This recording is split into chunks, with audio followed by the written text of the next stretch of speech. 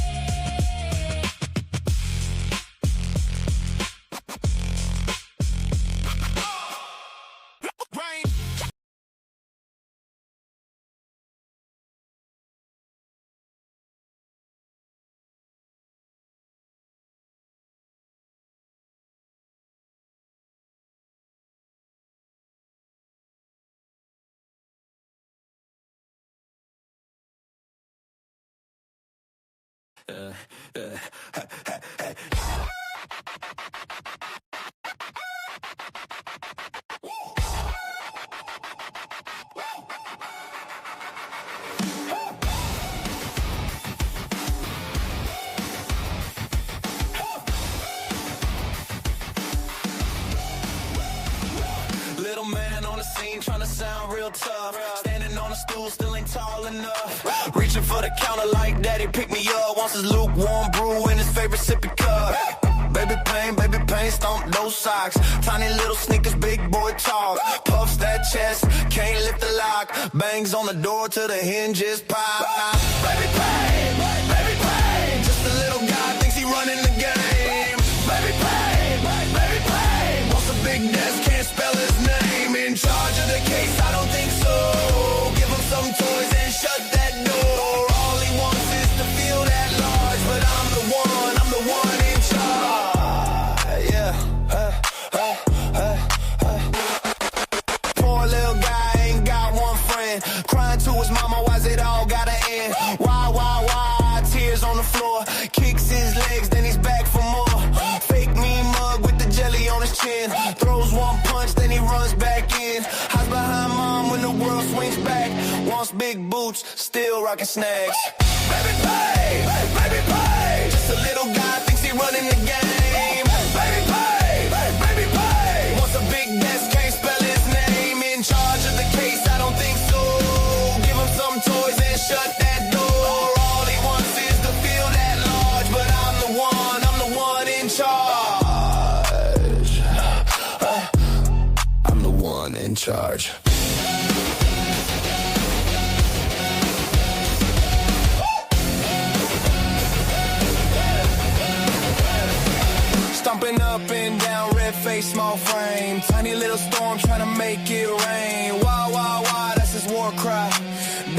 dreams in a shirt size 5. Baby pay, baby pay. Just a little guy thinks he running the game.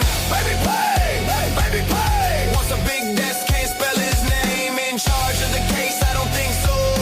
Give him some toys and shut that door. All he wants is to feel that large, but I'm the one in charge.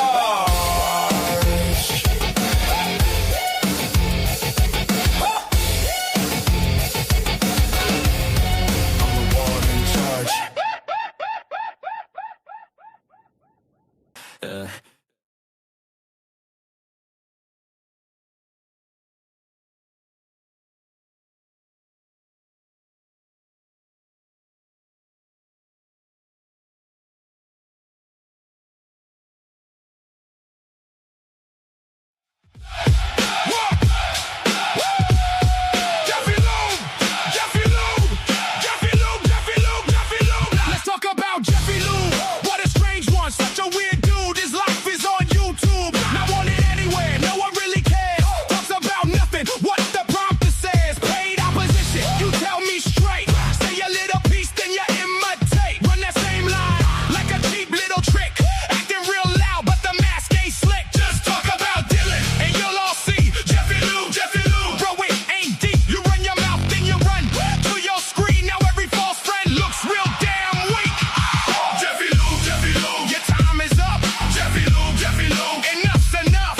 Jeffy Lou, Jeffy Lou, go on, go home. Jeffy Lou, Jeffy Lou, you know the tone.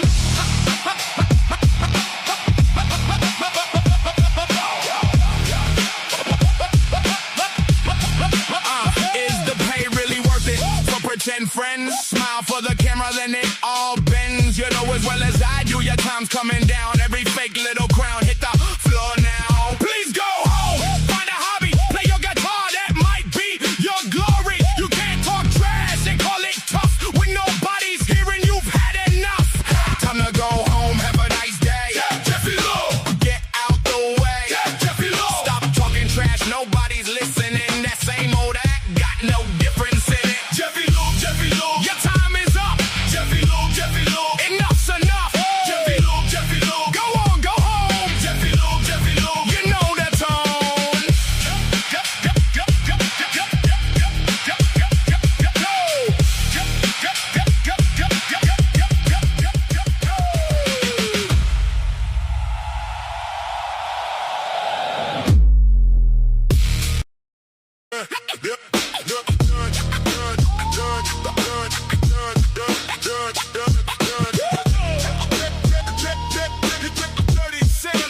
What a horrible man.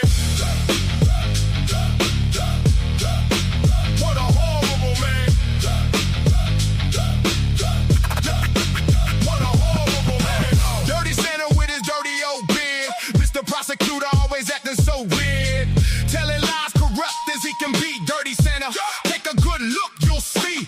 King of the plea deal for 30 plus years. Never ran a trial, must be out of fear.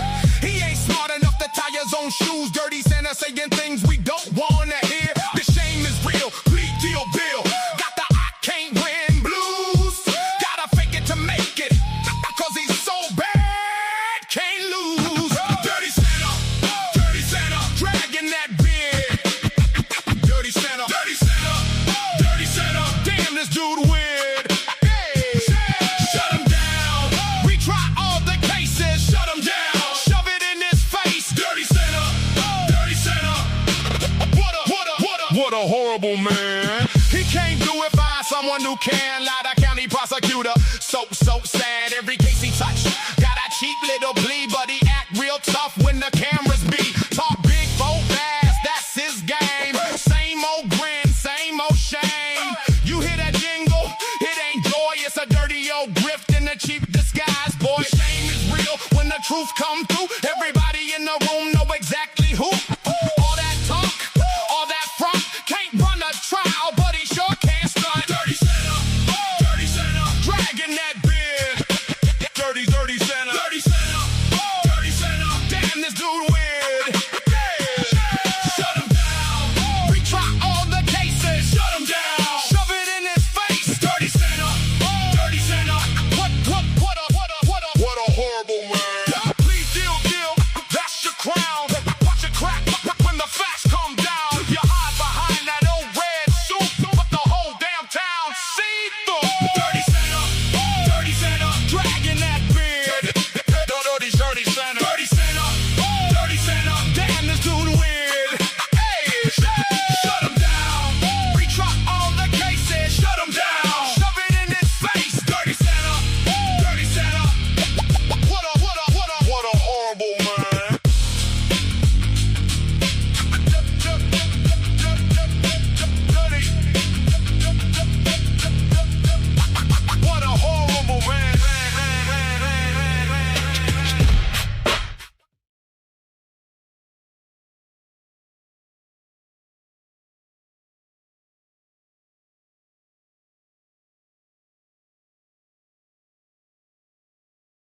All right, everybody, welcome back to the cafe. The doors are open for business. Thank you for joining us today. I hope you're all having a cool day because it is hotter than the depths of hell out there. Damn, way too hot. And I don't want to be out there. Sorry. I don't know how anybody can enjoy this. It's so hot, you can't even breathe. So, even with the pool's like going out. You might as well take a bar of soap with you because it's bath water at this point. So, just saying. Anyway, moving on and moving into part 6, I believe, of the back to the basics in the Idaho 4 case, heading back towards the beginning of the case, looking into that stuff and seeing what's relevant then as compared to or what was relevant then as compared to what's relevant now and vice versa. So that's why we're doing it. That's how we're doing it. I hope you're here for it. Come on in, guys. Grab a seat, get off your feet, grab your cup, fill it up with some ice. It's hot. Let's do this thing, guys. Here we go. Here we go.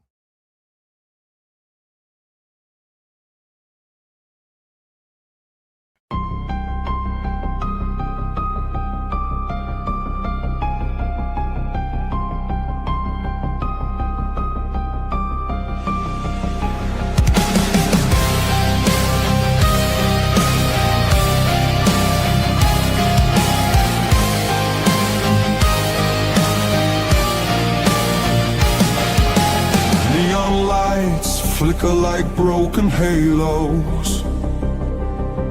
Whispers gather in the smoke-filled air. Tables carved with secrets and shadows. Every story's a wound laid bare. The kettle's boiling with a restless rage. Justice written on an unseen page.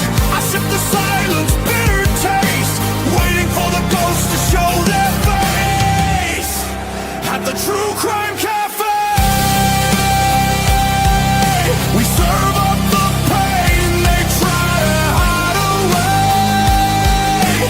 Pour another cup of the truth you crave.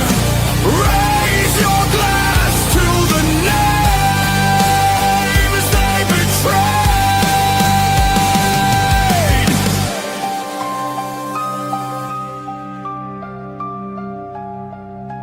Mirrors cracked, reflections are liars.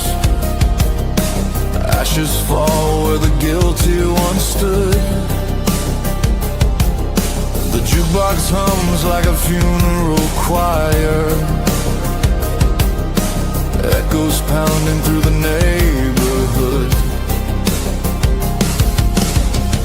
Every scar is a candlelit vow. We hunt the how, we demand the now. No more silence, no more disguise. We'll paint the night with sharpened cry. At the TruCrime Cafe, we serve up the pain they try to hide away. Pour another cup of the truth you crave. Raise your glass to the names they betrayed. This is not a sermon, it's a battlefield hymn, a requiem dripping from the bottle's rim.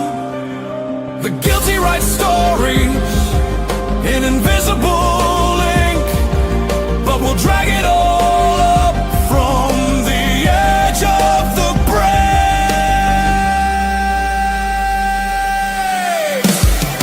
At the TruCrime Cafe,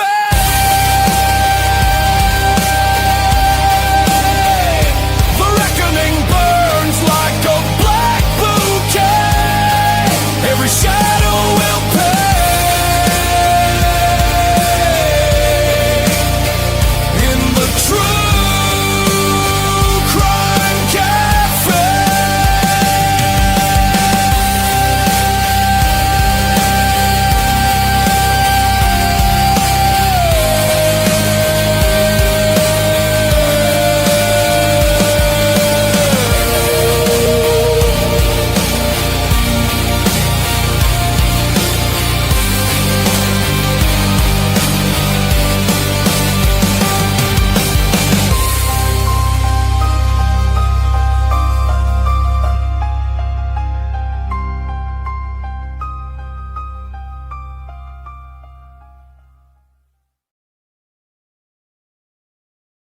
Welcome back, guys. Thank you for being here today.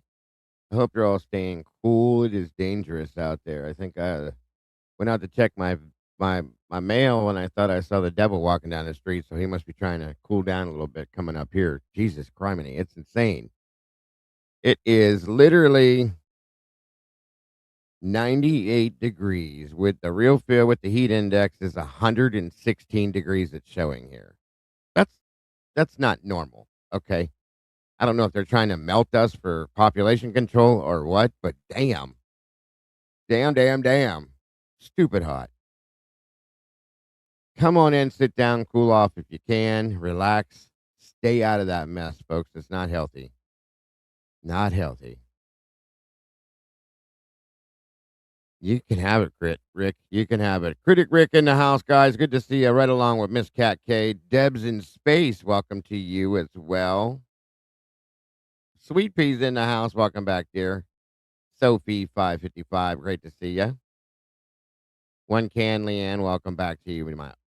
Very, very happy to have you all here. G Bean, welcome back. Simply Solo, welcome back. Yinzel, I remember you always say that. Welcome, welcome. Tattoo Gal, good to see ya. 111 in Nashville. Hey, hey. Too hot. Luna Baby, great to see you. Welcome back. Blue Devil, great to see you. Eddie's in the house. One Maiden Nut, great to have you here, my friend.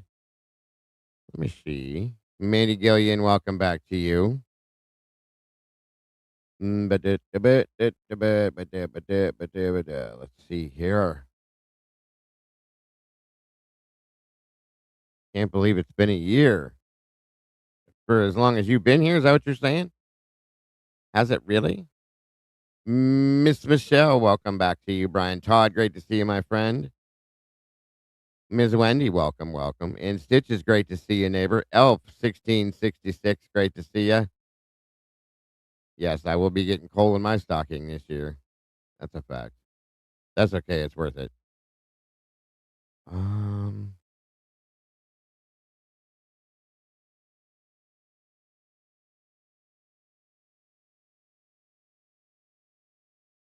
Leah Story, welcome to you. Good to see you.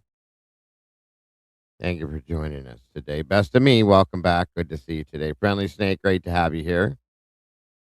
Excuse me. Miss Sluther sliding in, great to see you. Still rocking snacks. Hey, hey, good to see you, dear. Thank you for joining us. Sally Shepardson, welcome, saying it's hot in Iowa. It's hot in Ohio, too. What's up, best of me? Gigi Butler, welcome to you. Thank you for joining us.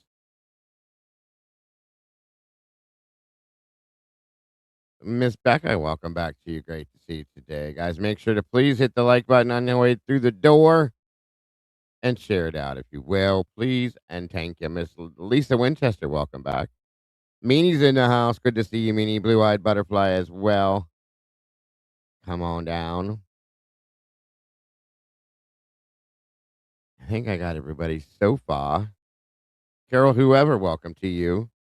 Whoever you are, it's great to have you here. Let me see.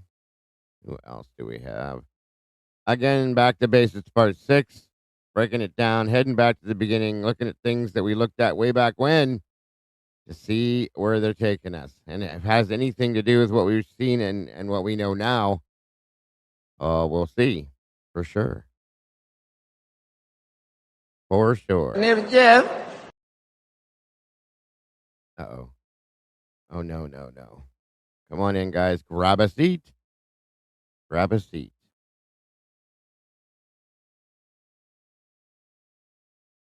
I know. Everybody has to wait for me to go through 2 hours later. And then we start. Tomboy Charms in the house. Good to see you, Tomboy. Oh, boy.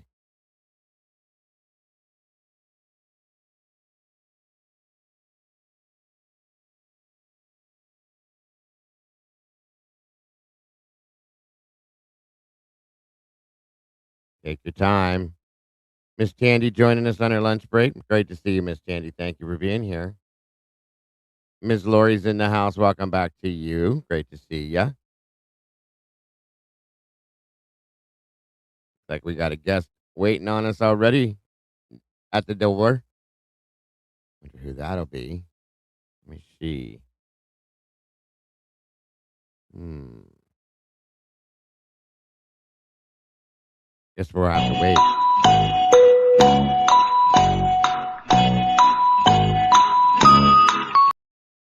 Oh, I'm just kidding. We don't need to do all that. Good Lord, those are loud. That's better.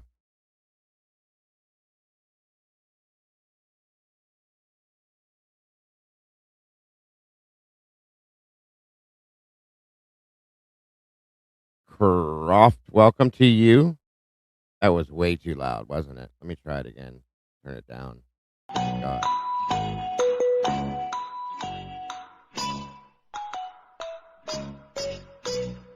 Thank you so much, best friend. There we go. That was quieter. My name is Jeff. Okay. All right.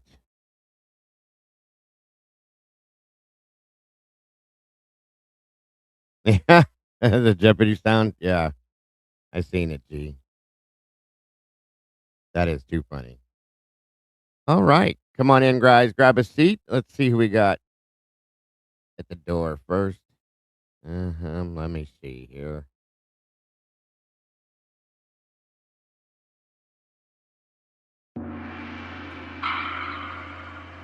Ah, welcome to you.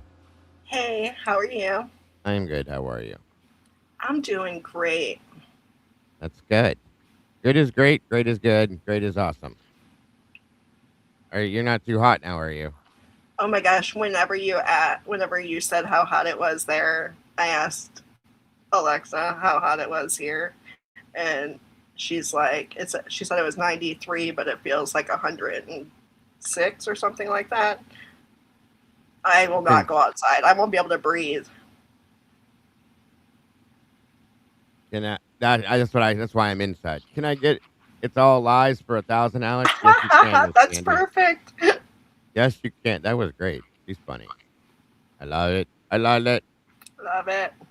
Too funny. Too funny. Too funny. Let's see.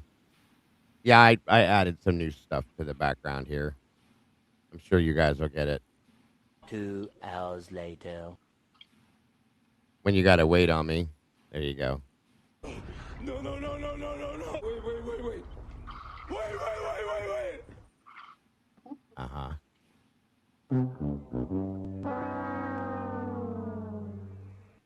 That's when Jeff comes into chat. We'll play that. And of course this. My name is Jeff.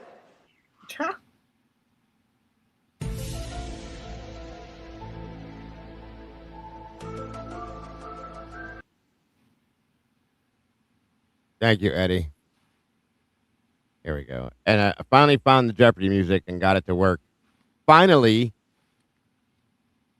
Miss Jessie Lynn's in the house. Moving forward. 13 months. Oh, my God. 4 years. But I know she's been here forever. But they're giving her a year and a month. That's craziness. Miss Margaret, welcome to you. They always do that.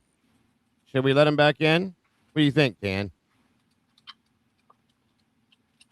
We'll let him in. We'll let him back in. And then At this moment, he knew. He fucked up. that would be the answer to that, I think. Are you melting, Paco? I think I've done melted. My left arm is half gone and my right foot's melted off, too. It's that hot here, folks. 116 degrees with the index. That's insane. Please tell me how that's even, like, remotely normal for the Midwest. It makes no sense. It's a swamp ass alert day. Uh-huh. Yes. That's what I always say. I've said that Ass forever. alert. That's right. Swamp ass alert day. Here it comes. Yes, alert. Stand in the shower, folks. This is one of them days you just want to walk around naked. It is, which we can't do, obviously, but you know. Oh, well.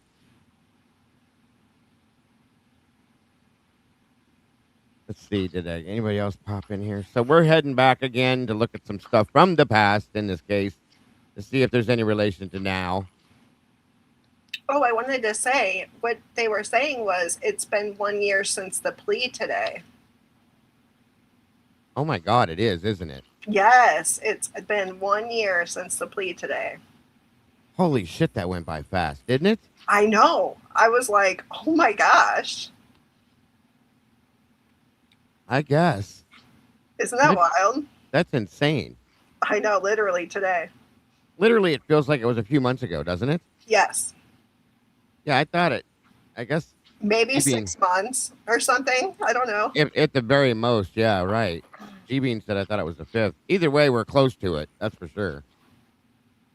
Wow. Wow. Yeah, make sure you guys, if you have pets, please make sure that they have plenty of fresh water, please. We don't want them dehydrating either. Welcome, Miss Debbie. Good to see ya.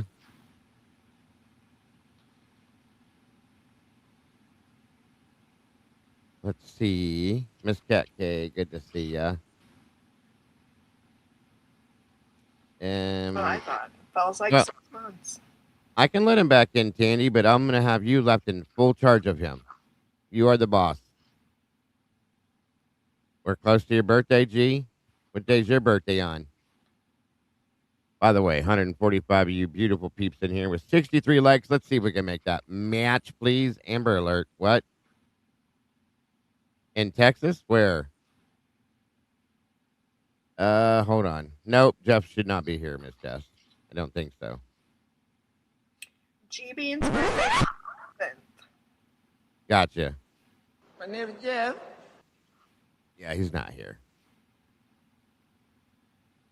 They try. No, but they won't do it, Tandy. We've tried. They don't do anything. 13 days. What? Thank you, Tandy. Hold on a minute.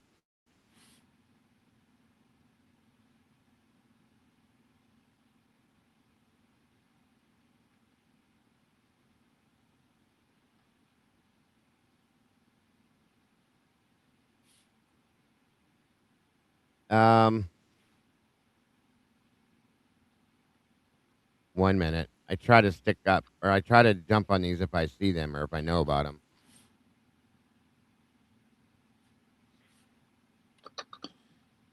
Yes, it says Bryan Kohberger pled guilty July 2nd, 2025. I guess that's it.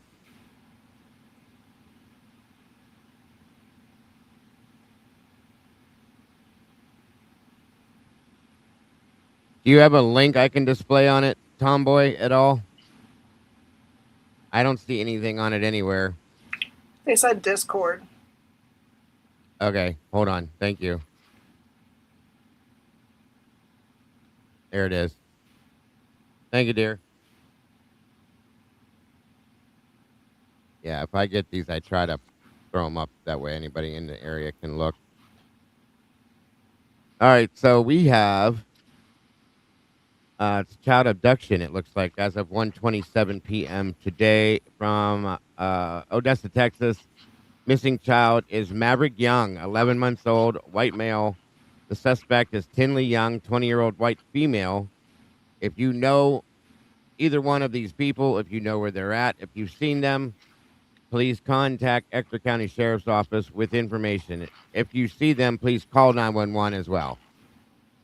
This is, again, out of Odessa, Texas. If you're in this area or surrounding areas and you know anything about this, please contact 911 or the Ector County Sheriff's Department. The child's name, again, is Maverick Young. It's an 11-month-old baby.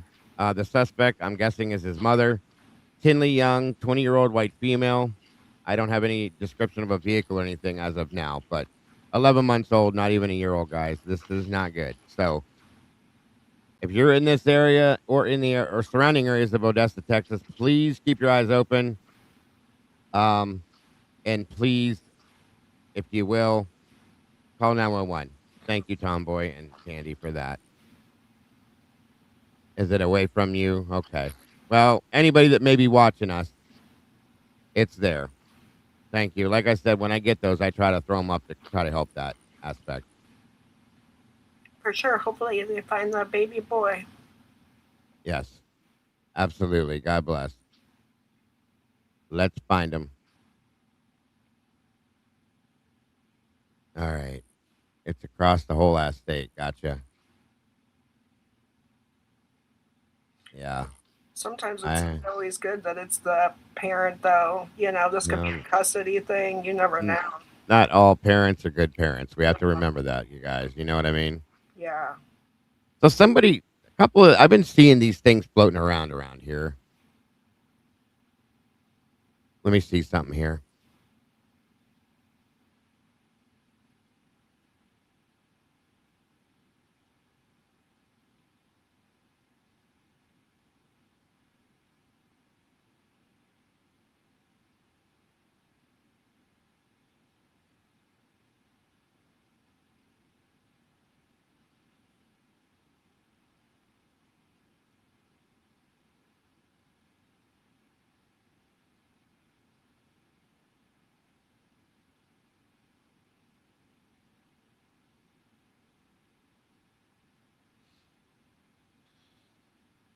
Hi, Captain Jenks. Hi, Enaid. Hi, Kim.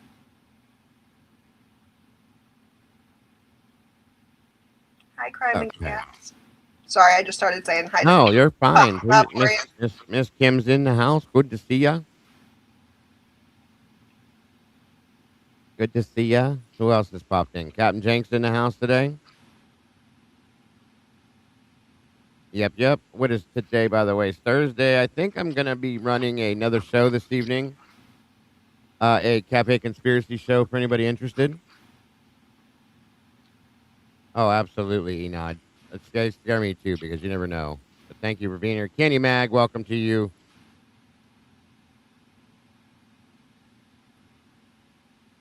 Amen to that one, Miss Lori. Amen to that.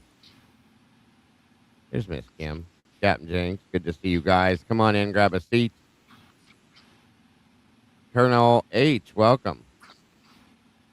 Theory: if cops were watching 1122 most of the night from front or back, only way in unseen would be passage behind 1127. Between 1 and 145, the traffic going out of sight behind this house is incredible. Good stuff. Thank you. Interesting. All those paths back there are crazy. They're like, Yeah. it's like a maze back there. Yes, very much so. There's places, and it's such a small, confined, condensed space. It's weird, you know? I Yeah. know, like on Walenta, yeah. Yes, and Ohio does have some wild things that has happened here, guys. Believe it or not, as boring as we are, that's probably why. There's nothing to do here, so everybody goes nuts and does crazy shit around here.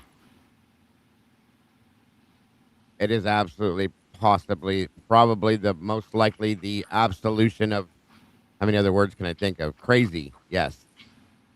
Wild things going on here. Like I said, there's nothing to do around here, guys. It's a boring state. Welcome, accomplished. Good to see you, dear. So people just go nuts around here and they do crazy shit. It's insane. Yes, thanks for sharing that, Tomboy. We appreciate that. As I always have, we haven't had any in a long time, but I used to always share the um, Amber Alerts or missing children things when I would get them. I haven't gotten any in a long time. I try to put them out as soon as I can get them too. Oh yeah, there's tons of that. Saturday night in Toledo's like being nowhere at all. Interesting, Eddie. Interesting. I like 16 watching On children. Patrol Live. They're in Toledo. Yeah, yeah, always. Yeah, Kim's right. Um, we could absolutely just do shows about things that go on in Ohio, and we'd be nonstop doing it. It's crazy. No, I'm from I Ohio, Queen. Ohio, not Idaho. If I said Idaho, I'm sorry. Annette Murphy, welcome. I didn't mean to. Okay, let me see. Hi, Michelle.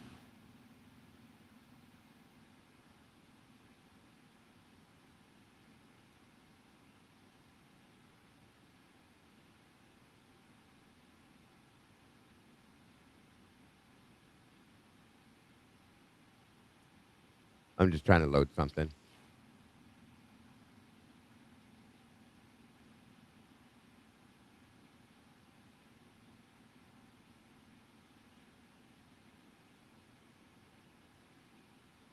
We're gonna go back on a few things. I've had some requests about some specific things in the past that we looked at on this, so I'm gonna pull those up. It's gonna be a surprise. I'm not gonna tell you though. There's some interesting stuff, and it's interesting because I'll tell you this much, okay?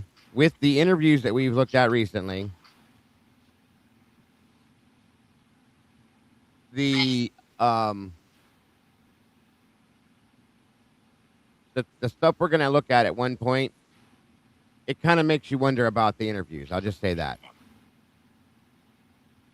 Yeah, there's quite a few of us actually here. New Orleans is way nicer than Ohio, I'll tell you that much. Ohio is just boring. There's quite a few of us. Lana's from Ohio, Miss Kim's from Ohio. Um Stitches is in Ohio. Hey Sammy, good to see you. Miss Grace, good to see you as well. Mr. Weddle, welcome dear. Good to see you.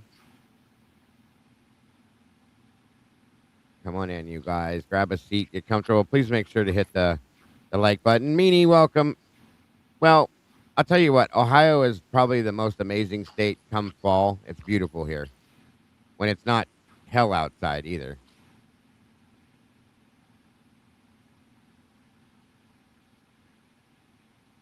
Let me see. Okay. I hate the Buckeyes, Annette. Sorry. Roll Tide. I'm a Bama fan. People don't understand it.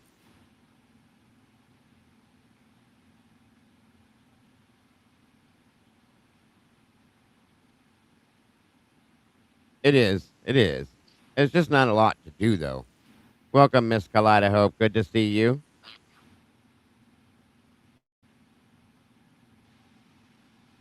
Okay. 1 minute.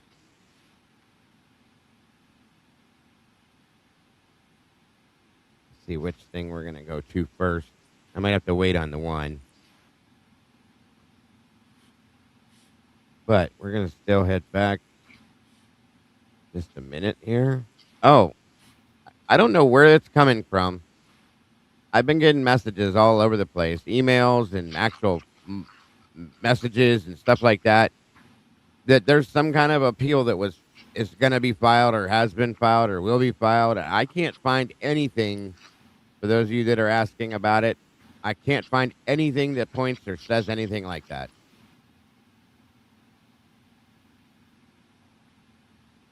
So I don't believe there's an appeal. I just want so that nobody spreads it that there is one.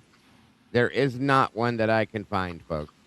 I think we'd have known about it. It's not in their documents, anything. So, unfortunately, I know a lot of us want to see that happen, but Sluther looked it up and said that the Supreme Court docket and the appeals docket in Idaho today, and there is no appeal on there. That's what I thought. Thank you, Sluther. So there has been nothing yet, folks. Yeah. One day, hopefully, we'll wake up and have some great news. And somebody told me that there's one of the emails said that there was going to be an appeal based on a civil suit. It's going to roll out of that. I don't see how that's going to happen, you guys. I don't understand how that could work. But, and yeah, Kathy would have been all over that. I went through Kathy's stuff as well. She doesn't have anything. Terry Weed, welcome. Good to see you. Phoenix Talks. Okay. I'm not going to go there with that one. Thank you, Terry. Let me see here.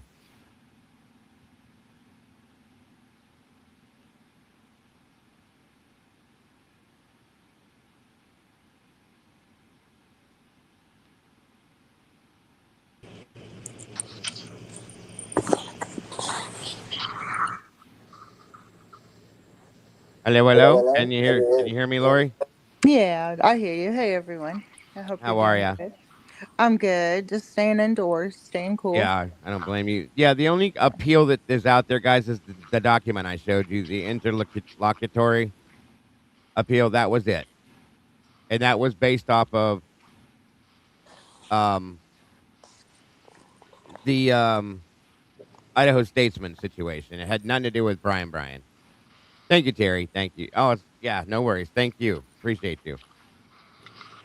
I was Um, I was getting ready to type in the chat that if something is not filed for that man by the end of the closing day, Idaho time, I'm probably gonna cry. I'm just oh, so I'm sure a lot of people will be tired. upset. I'm Right. so every week I feel so anxious for him because and then this because they're putting this out and we're seeing the activity with Vinnie Politan and he's just the mainstream media with this lawsuit and seeing some activity and to me the fact that Ann Taylor hasn't stood up for herself yet about Brent Turvey's accusations on Custody Queen when he backlashed her letter. Yeah. She never yet has vocalized her backlash to him, and to me that's really that says a lot because Well, she should have, yeah, but think about this too, though. If Ann Taylor came out and made any kind of statements about that, do you realize what would probably happen? Like, she'd be shredded. Literally, they would go after her left and right, I think. So, I don't know. I don't know. I think she's just kind of biding her time quietly, trying to stay professional, and at some point, maybe she will. I don't know. I can't speak for her, obviously, but I don't know. A lot of people have the expectations as you know. Different people have different expectations, I should say. I Yeah, don't know. I think if she remains quiet though, and then the deadline comes, which, there's really no, at least according to Kathy, Indy's own, there is no official deadline for him. If Mhm. new evidence comes to light, Kohberger can file an appeal. But uh, Right. there there is that one deadline. So if that deadline comes and goes and Ann Taylor never speaks up against Hervey, to me that's pretty significant and her practice it to me it should suffer, but there is a lot of guilters out there, so you're right. I mean, maybe not, maybe Right. she doesn't care. She probably I mean, she's probably got more important things to worry about than what people think. You know what I mean? That's my opinion, but I don't know. We may see something, we may not. I would like to hear from her, just to hear from her, but like I said, I've not come to the basis where I'm gonna throw her under the bus yet until everything and anything that can come out is done. And at that point, then we'll talk about it. I will at least, and then I guess go from there. That's how I see it. But I understand everybody else's feelings. Truly understand and respect it because there's a lot of people that have thoughts about it, and it makes sense. It does. Welcome, Dylan. Good to see you today, Junior. Hey, you snuck up on me. I didn't get a notification you were live. Oh, I'm sorry. Make sure And you're subscribed still. Sometimes that happens. I'm still subscribed. You popped up on my front page when I opened up YouTube. Right. Welcome, Tammy. That's what I mean. That's all we can do, honestly. Wait, Lady Dylan. Speedwell, welcome. UK Jackie, good to see you. I think if she would have came out and made a statement against, like came back at Dr. Turvey after that, or even made a statement on the Cyrate thing, I think they would have destroyed her in the media. Honest to God, I really do. Um, as far as that's concerned, I think she's just trying to stay professional as she can. And again, this is only my opinion, so I could be completely wrong. Welcome, Astastic. Good to see you. Um, so we'll see. I don't know, Buffalo Chick. Good to see you. Yes, happy humid Thursday. It is, no lie. And Moonflower's in the house. Good to see you. Like everybody's sneaking in at one at a time. Great to have you here. Turkey Creek. Good to see you. Betty Lockhart. Welcome.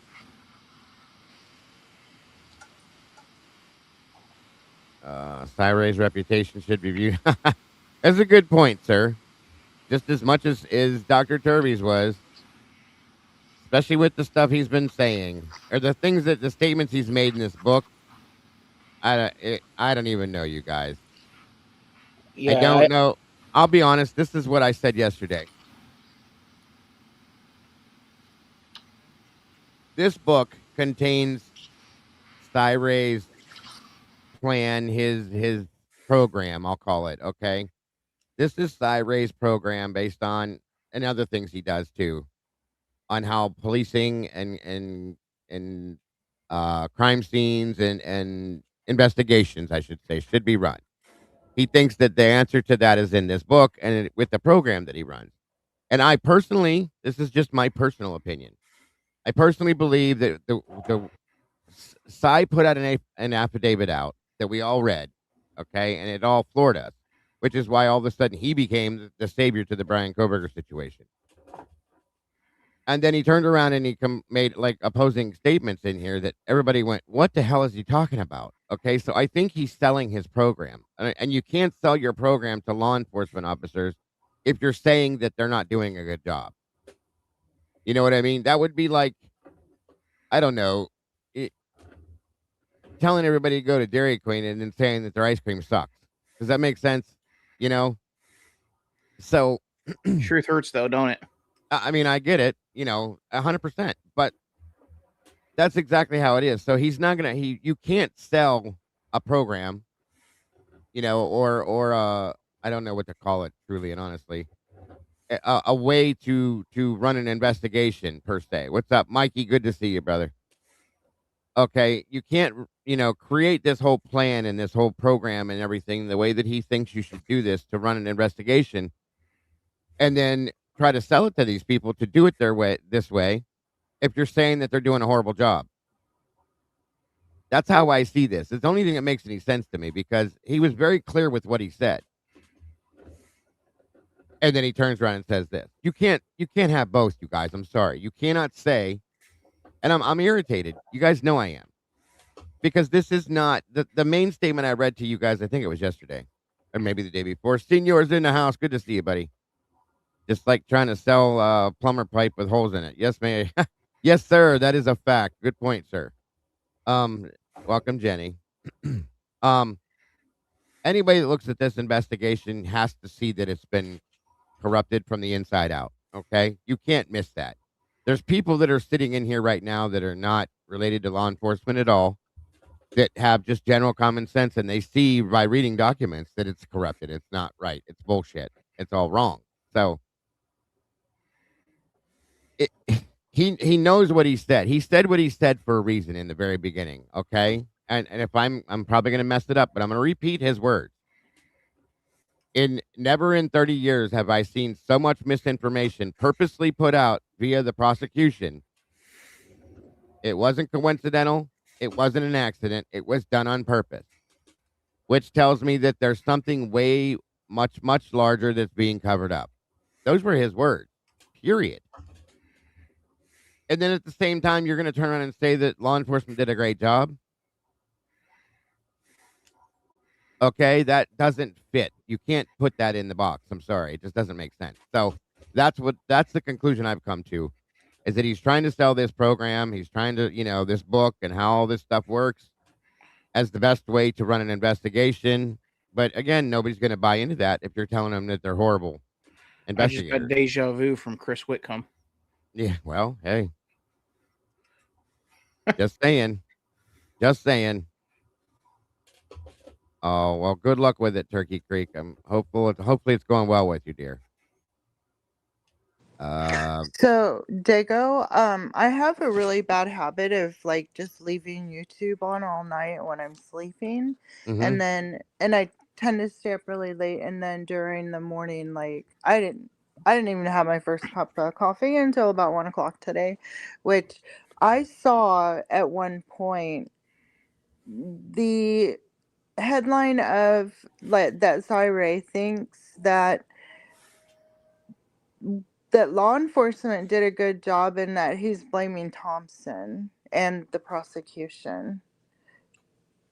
Have you seen that yet? And I'm sorry I can't tell you where it came from, but have you seen that yet?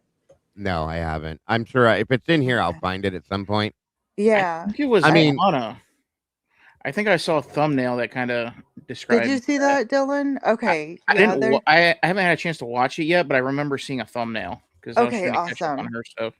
Okay, I'm glad. I was hesitant to mention that because like I said, it was one of the things I wake up and I saw it and I was like, that's really interesting because you know, also Turvey said that and I put the most credence to Turvey of so far of anyone that came out. Nothing to that one oh my gosh, the one guy that I know Dago, you won't even play him, which is good. But Whitcomb, he just was going with who could be most popular, I think, in high school. I don't know, but Turvey, I think, I really think he's good. I liked him. I was pretty okay with him. Um, let me. I know who you're talking about. The other guy, I have no use for him. I can't. I don't even say his name because it's just is it he's Holland?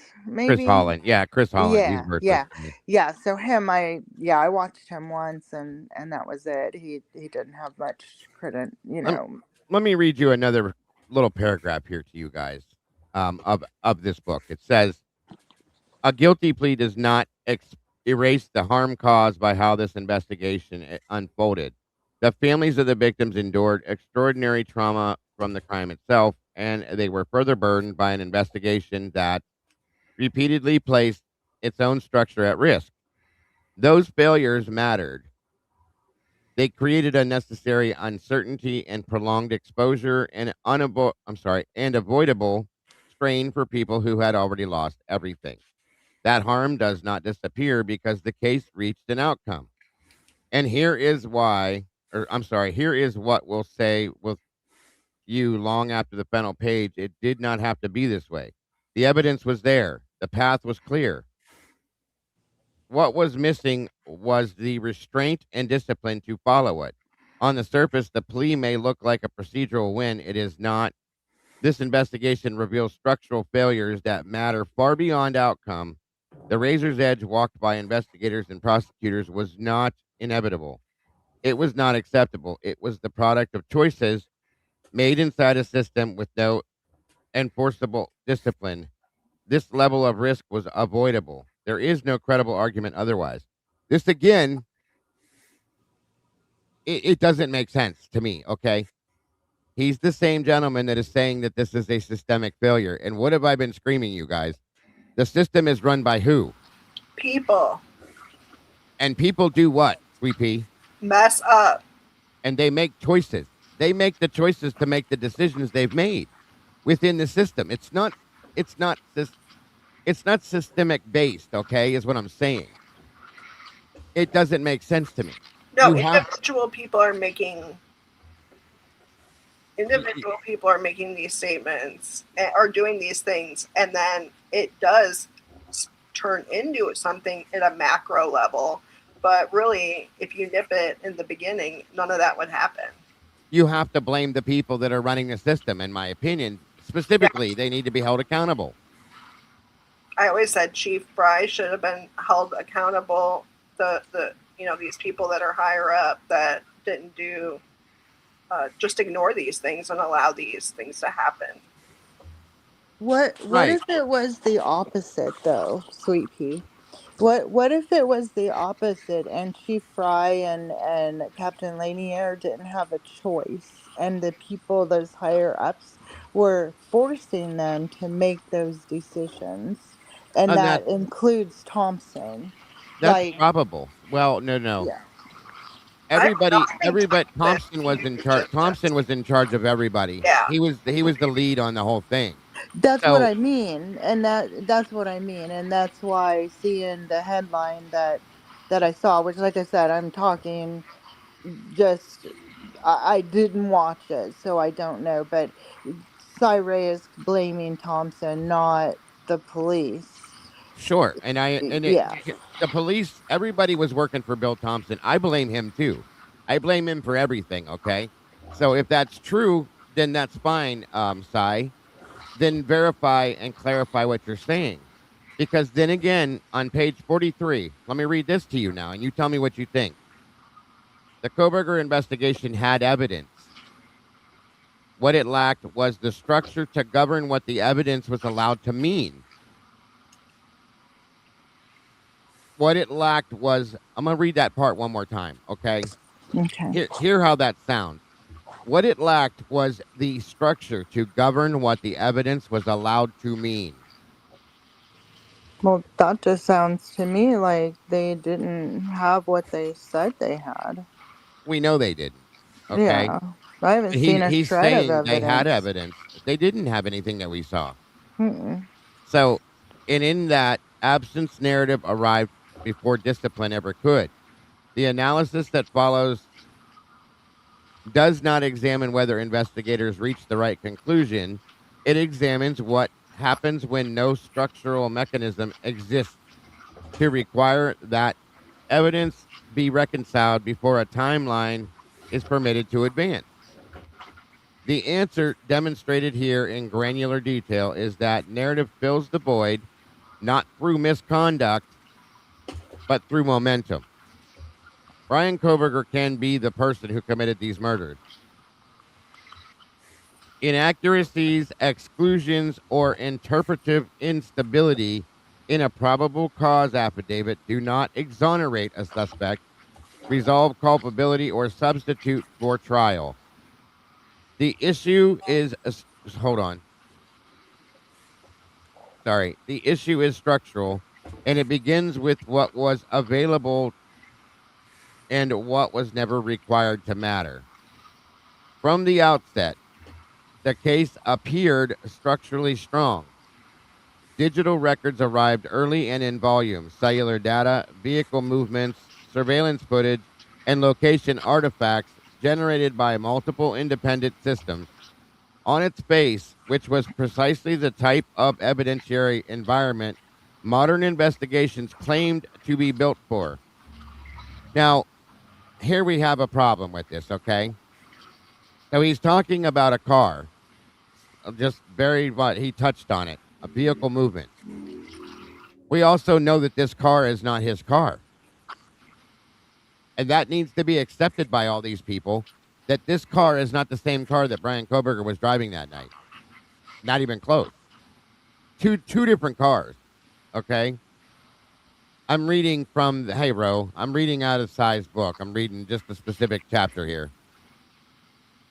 Because he's saying that there was a disconnection in the Kohberger case, which is what happened. And that it may be a disconnection, but it's not what he's stating that it is.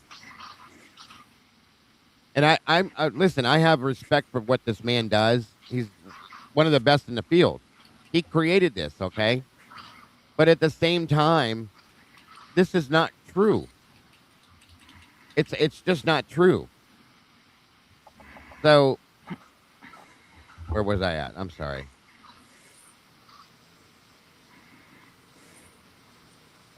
This was precisely the type of independent.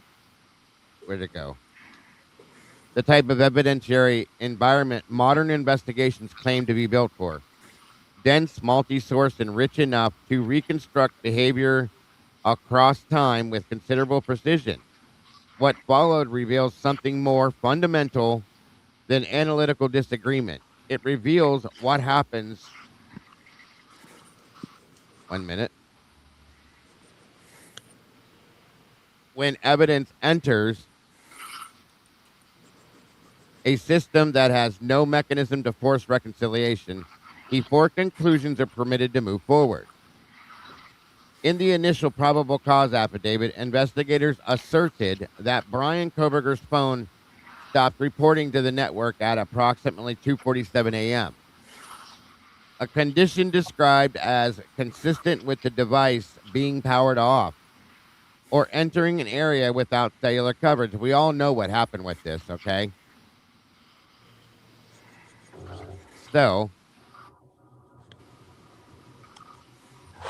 hold on a minute. I wonder if Cyree knows that the video was tampered with. How would he know that, though? He has no idea because that's not his wheelhouse. He would never see any of that kind of stuff. All he would be dealing with would be this right here with the cast stuff. As supposed to be. It's supposed to be that way, I should say. I mean, maybe he would. He shouldn't, but, maybe. And there's other things that he wouldn't know either. So he's only seeing what he's seeing, and that's where his basis is coming from. But again, he's telling us law enforcement did a great job. It was systemic failure.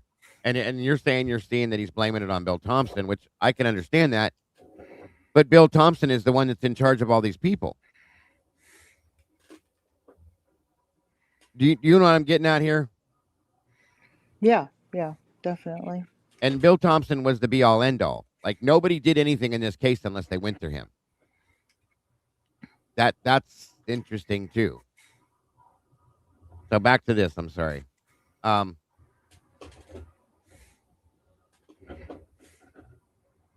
So a condition described as consistent with the device being powered off or entering an area without cellular coverage, that characterization quickly became foundational.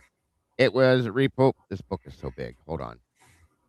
It was repeated across search warrants, reports, sworn testimony, and investigative summaries over the following months, functioning as a fixed temporal anchor for the asserted sequence of events. No validation structure required that characterization to be tested against the full record before it was permitted to propagate. It entered a timeline once and was never forced to defend itself again. The AT&T call data records available at the time did not support that interpretation. Those records show a connection event at 2:47 and 29 a.m. with an associated duration of 7 minutes and 16 seconds. That duration field is not ancillary metadata. It is the mechanism AT&T uses to report how long a device remains actively connected to the network following the initiating event. When the duration field is honored, the session does not terminate at 2:47 a.m. It terminates at 2:54. Those 7 minutes and 45 seconds are documented in AT&T records. When nothing in the process requires the full report to be honored before any part of it is used, extraction becomes selective. Without ever feeling selective, investigators are not choosing to ignore data. They are simply never required to confront it. The artifact is not consciously weaponized. It is never forced to speak completely. Selective portion of the AT&T data record, were evaluated. Jesus, I can't see today. Specific portions of the AT&T data record were elevated. The rest was set aside, not challenged, not refuted, simply absent as though it never existed. During that interval, the device generated additional network handoffs, demonstrating it remained actively connected to the AT&T network. The significance of those connections lies not only in their existence, but in their location. The device connected to the same cell site investigators had already characterized elsewhere in the record as consistent with being at or near Kohberger's residence. That interpretive use of the cell site was not new. It had been relied upon earlier in the night to support location-based claims. When the phone again connected to the same site at approximately 2:50 a.m. and remained connected for several minutes, that connection was not incorporated into the investigative analysis. It was omitted entirely. And this omission is consequential. Had the connection been acknowledged and evaluated under the same interpretive framework previously applied to that cell site, it would have required reassessment of the timeline rather than reinforcement of it. Had investigators incorporated, this is important, I think, right here. Had investigators incorporated the 250 connection into their analysis, the assertion repeated throughout every search warrant that Kohberger traveled to Moscow at approximately 2:47 would no longer be supported. What sharpens the issue is that the network behavior was independently mirrored by the device itself. A Cellbrite extraction of Kohberger's phone shows a power down event at 2:54. A timestamp of that aligns precisely with the end of the AT&T network session. When the duration field is applied, the two independent systems, one external to the device and one generated internally, describe the same endpoint.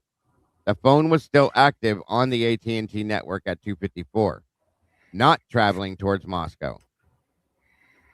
This independent agreement under any constraint-based framework, this is the condition that stabilizes interpretation.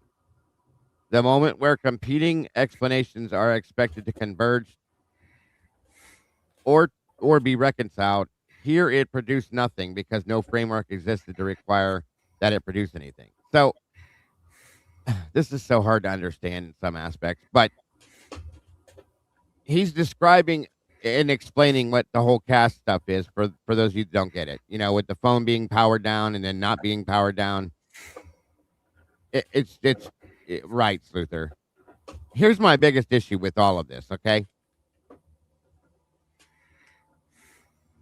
What's this saying? Donna was dead on again. She misinterpreted her readings, though, because she could not anticipate Ellie. Oh, okay. So, okay. Maintaining the 2:47 a.m. disconnection characterization required investigators to completely dismiss the Cellbrite power down record. Accepting the Cellbrite record required abandoning the claimed 2:47 termination. There was no neutral reconciliation between the two positions, and the investigation proceeded without resolving the diversion. This cannot reasonably be attributed to unfamiliarity with the data. FBI cast are recognized subject matter experts in cellular network analysis. In this case, CAST authored a report that included a detailed explanation of the data fields contained within AT&T call detail records, specifically addressing the duration field and its function within AT&T reporting. That discussion establishes that CAST understood AT&T captures this data, provides it to investigators, and uses the duration field to reflect the device's continued connection to the network for a defined period of time. This was an ambiguous or unknown characteristic of the records, and it was explicitly documented and understood. Yeah, hold on a minute, guys. If you guys can, when you're not talking, can you guys mute, please? Thank you, guys. Thank you.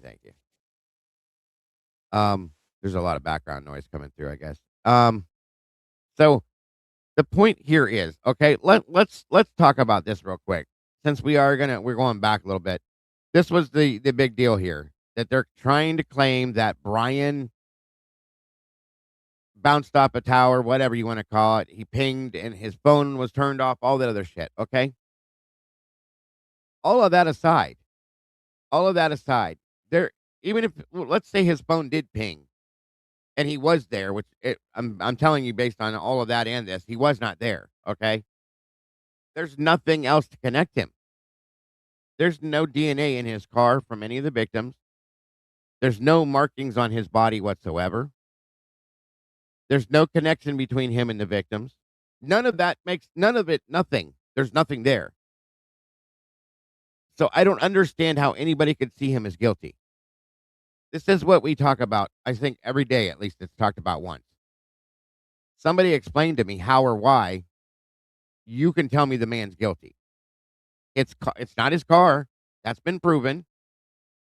And anybody that's a guilter, feel free to join me up here and tell me why you think that he's still the one. There's no evidence. The prosecution themselves have stated that. There is no connection between Bryan Kohberger and the victims at 1122 King Road. None. And Bill Thompson himself said, I cannot put him in that house.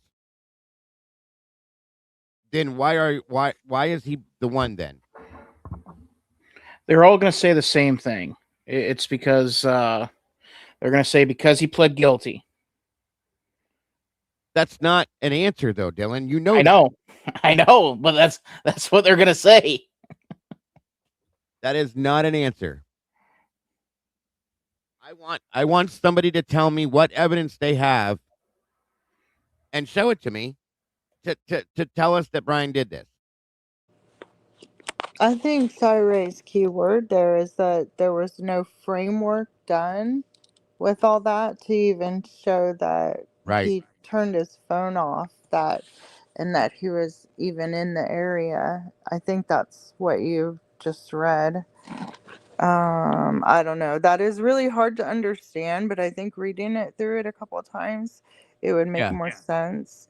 I don't even think he's saying that Kohberger was there at that time frame. So I think if they could prove the murders No. occurred at that time, Bryan Kohberger wasn't even there at that time frame. Um, and and we all common sense know that Kaylee wouldn't, at least Kaylee can be proved she wasn't alive at the 4 a.m. hour because her phone and Maddie's went dead at 2:53. Which is why I'll never believe that Kaylee was dancing around in her living room with the dog. Never. Yeah.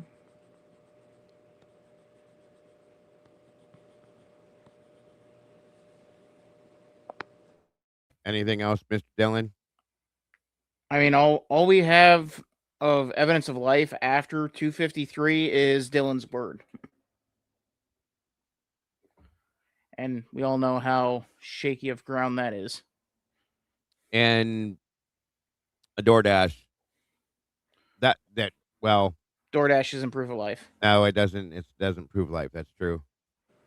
Oh, yeah, and they say Xana's TikTok usage. However, they don't even know when Xana and Ethan got home. That is a huge mystery still to this day. So they can't say. And also, there's the problem with if they were able to get into Xana and Ethan's phone because they were only or is there a big problem with when they finally got into Xana and Ethan's phone and I got it unlocked and all that? Was there a problem with seeing when they connected to the Wi-Fi? I mean, all these lies, it's so confusing. And how do we know? Why is this still such a mystery when Xana and Ethan got home? So that also, to me, indicates they're lying and they're hiding to protect the timeline. Because I think Xana and Ethan were also murdered earlier than 4 a.m. That's a good point. Very good point. Now, I have Ethan at about 1 or I think it's like 12:50, 1 o'clock, somewhere in that ballpark, because of one of Mark B's videos that you guys showed on the verdict room. Right. Because you can kind of hear something with Ethan on the Linda Lane.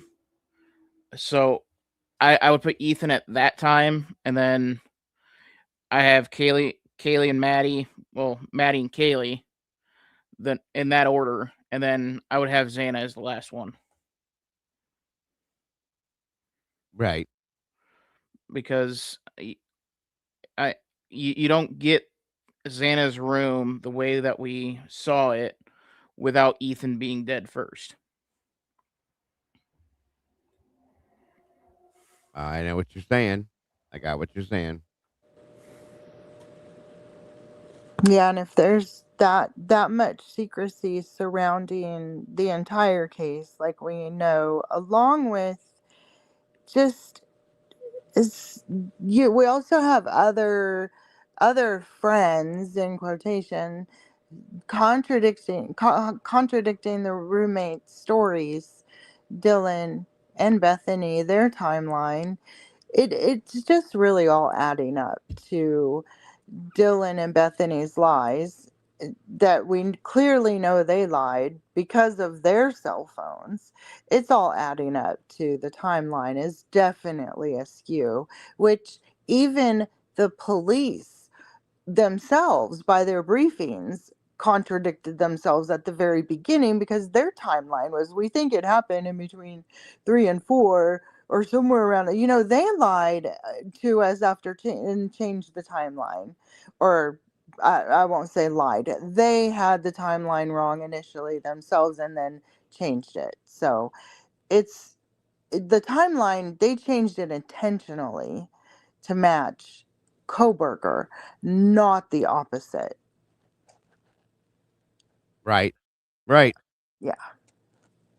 So let me give you this statement too.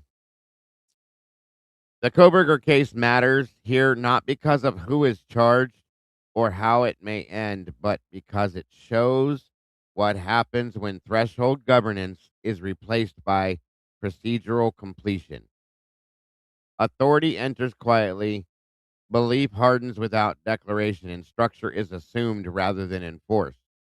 When that happens, the problem is not the data, it is the absence of framework that shows when to stop. See, this is a joke. I'm sorry. All due respect to him, again, I don't get it. I don't get it. He refuses to blame them for the things they've done wrong. I told you, it's like gaslighting. He's like tells you one thing, but then, and you're like, oh, again, almost there, and then no. That's what Roe was saying as well. Yeah, because selling the book is more important than the truth. And that's what it is. And just like with everybody else, narrative warfare is more important than the truth. Thank you, Enod, very much.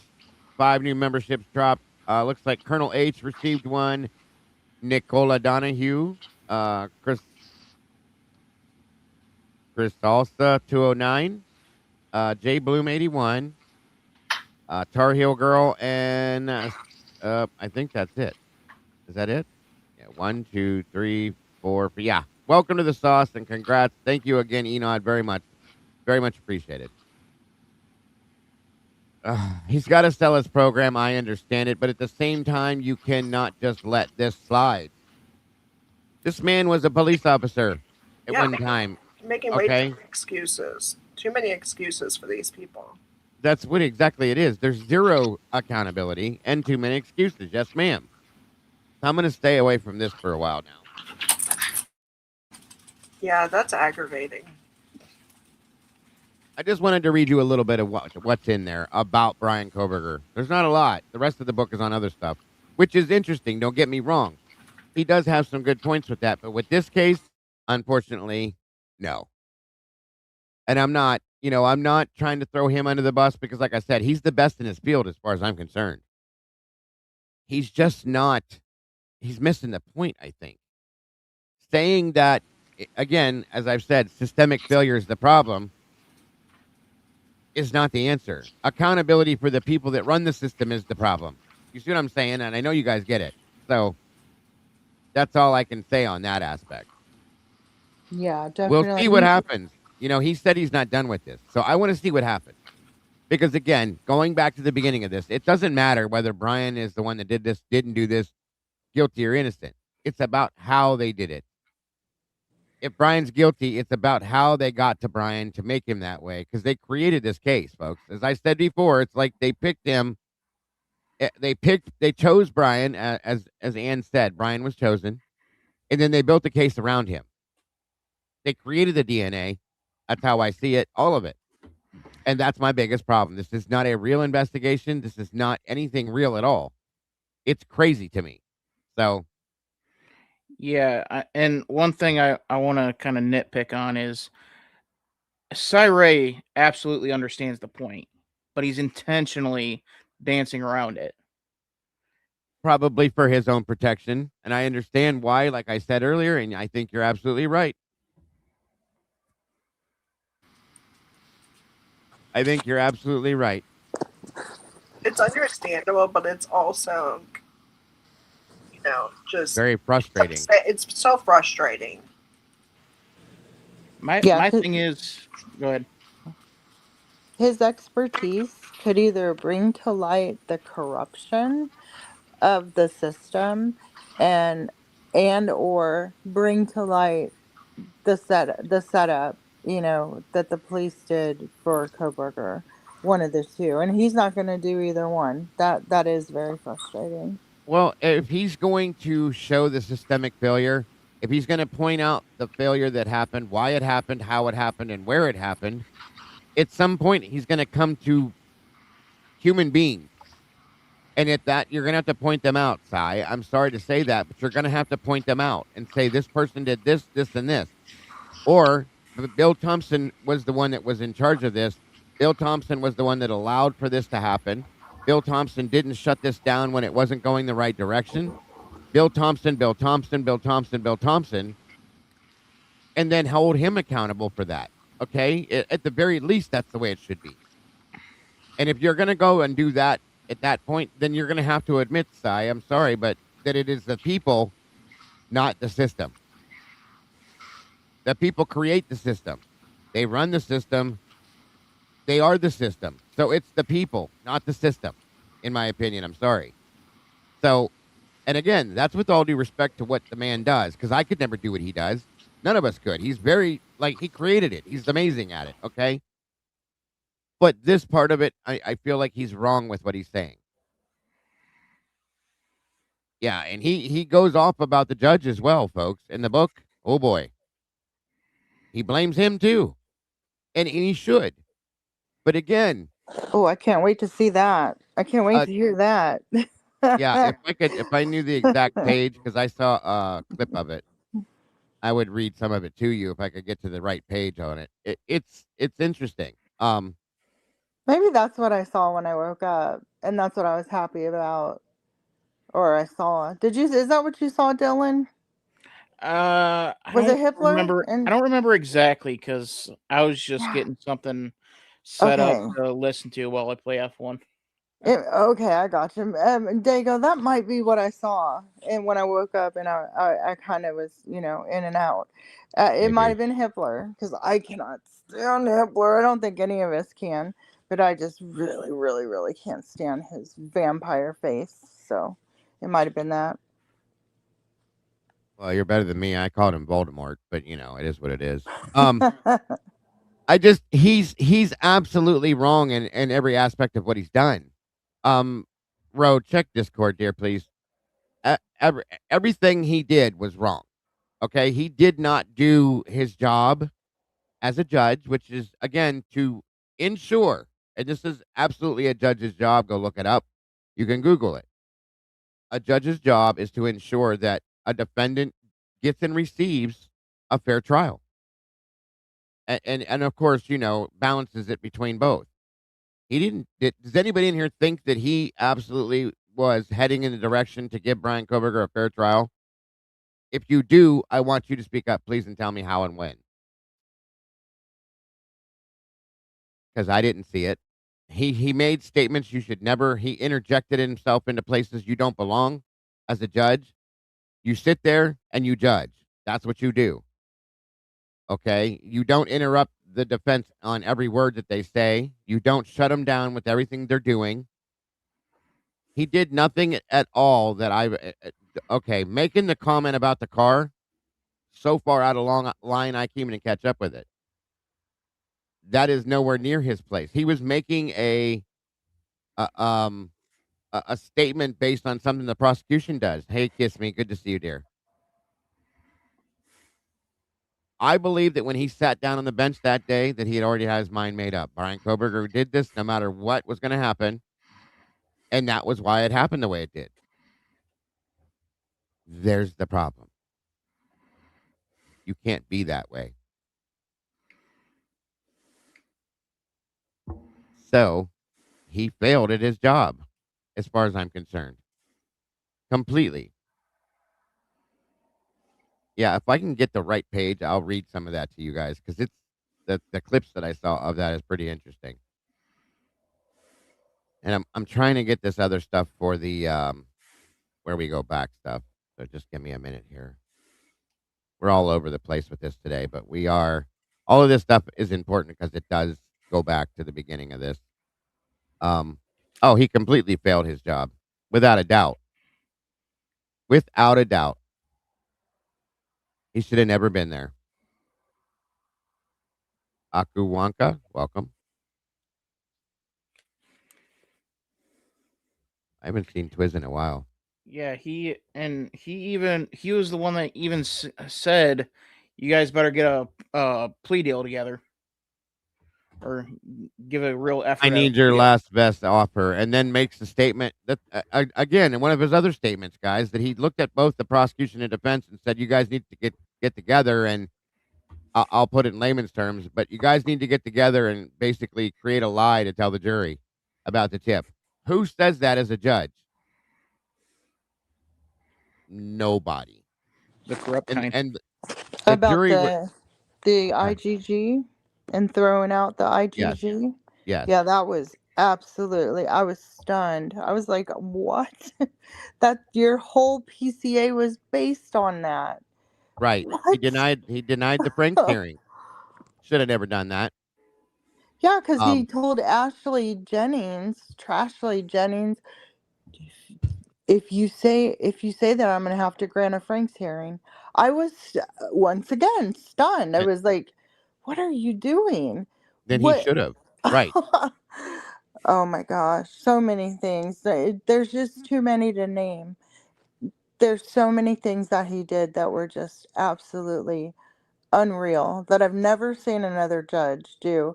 I've followed true crime since Even uh uh, for a very long time. Grant, Like I'm yeah, 55. Yeah, a long time. he sat there and allowed her to lie to him about not having that cast information. He knew she had it, and he allowed her to lie about it. He didn't challenge it. He just let it be. He knew she had it. She had to have it if she had Xana and Maddie's. There's no two ways about it. I'm sorry.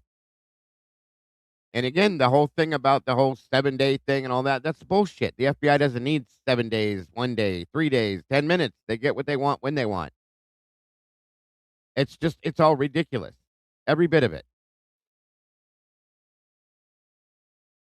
And even, like I said, even in the Delphi case, I think it's Fran Gall. Okay. She was horrible too. Don't get me wrong. Horrible.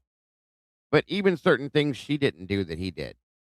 Like statements like what he made and stuff like that. So I just don't get it. I don't get it. He actually raised my blood pressure Oh, watching mine, him. mine, mine too. I was sitting over here when we watched it live, screaming and swearing and all sorts of fun stuff. It was crazy. So, 1 minute here. All right, let me get to.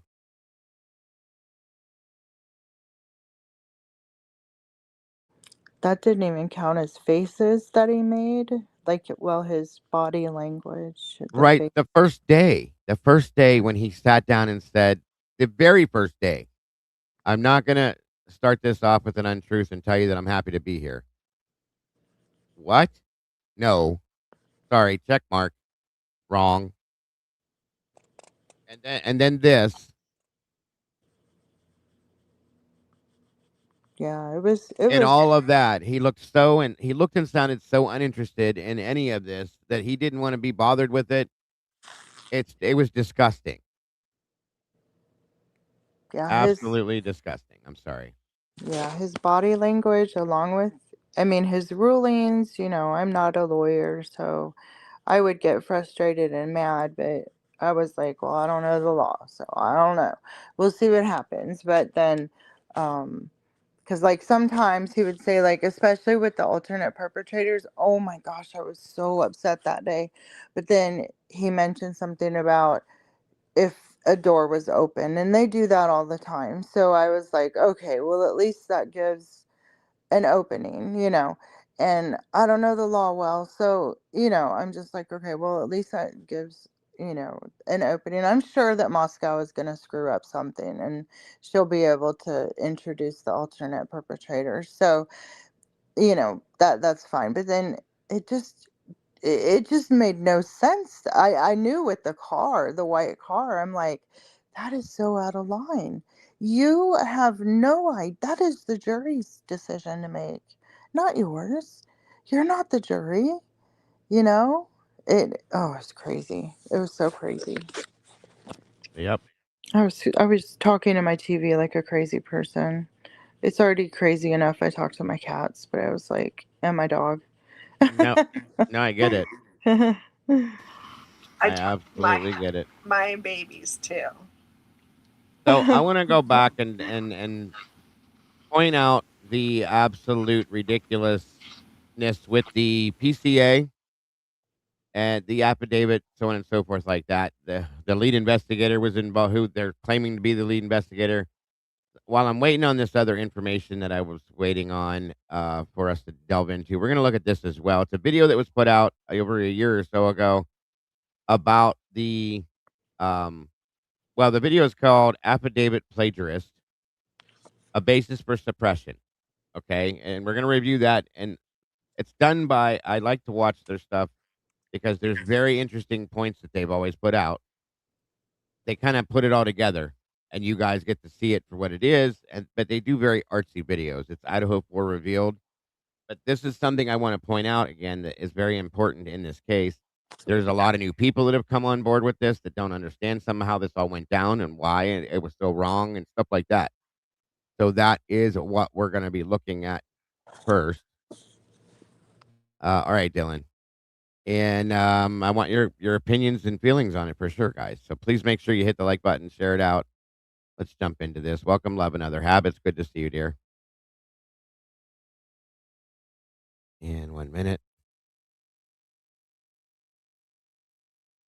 This is where it started, in my opinion, you guys, was with the PCA. Where the bullshittery, I'll call it, started, just to be nice. When we started to really realize this is a huge problem, this whole case is a mess, is when that was released. And it's I'll read it to you guys again, the original one. It's a joke. So I'm just saying. But here we go. Let's check this out, and then we're going to break this down and point out the things that from way back then were such problems. And like I said, please bear with it because they do kind of artsy videos with different weird music and stuff, and they point certain things out. So.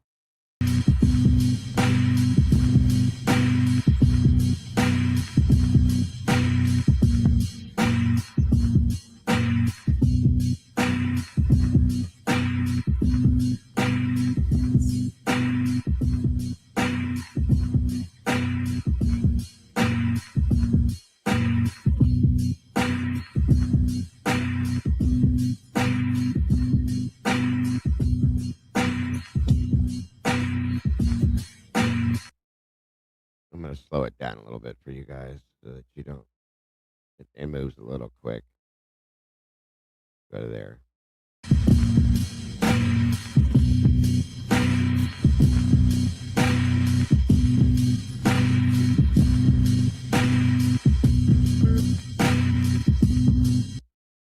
Maybe that's not a good idea. Just let it be. If you guys need me to back up, just let me know and I will.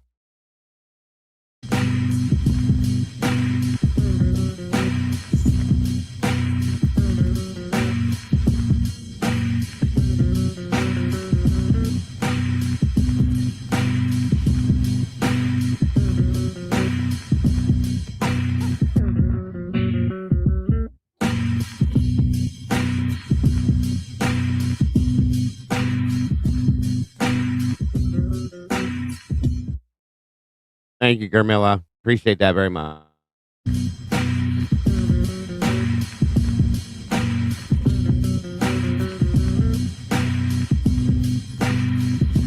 Dago.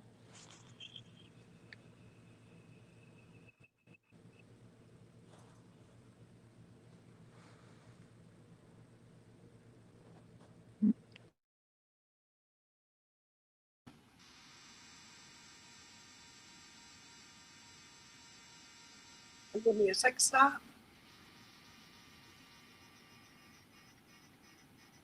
No, it's okay. I'll ask him when he gets back.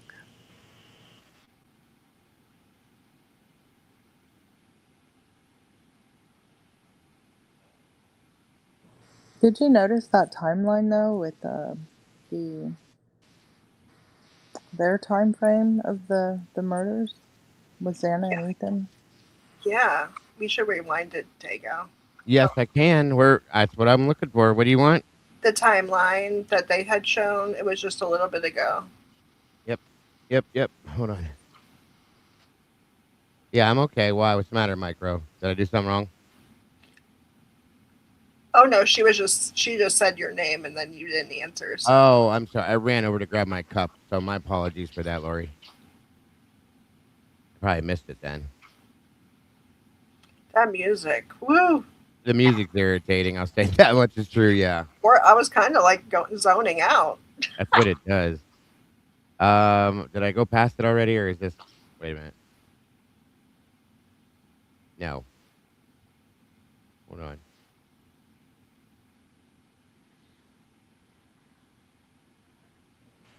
It's back a little ways. I know this music is a little hypnotic. I noticed someone It is. was falling asleep, so I thought that was kind of interesting. Something definitely right. It's right here. That's it.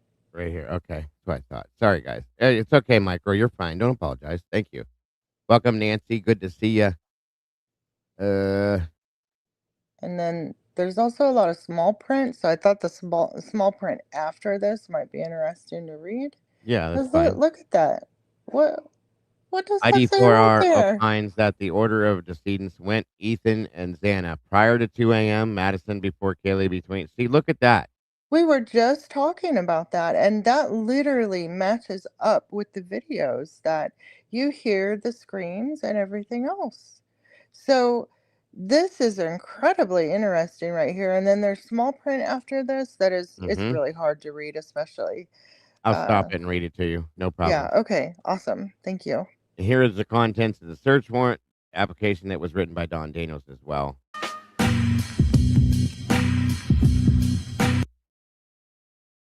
Maybe we can do it without the music.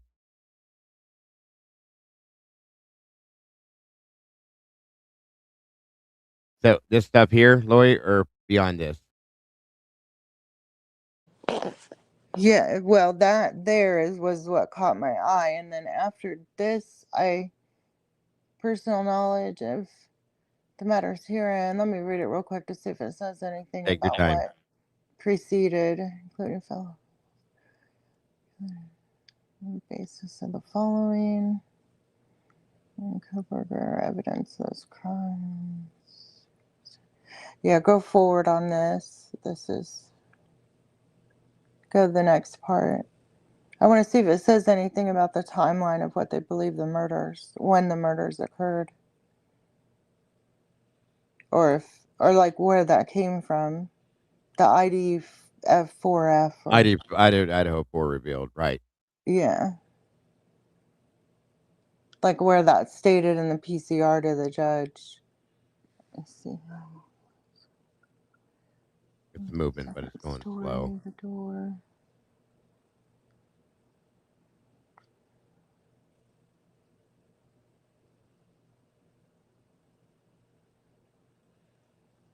The investigation. Okay, let's see. It's contacted.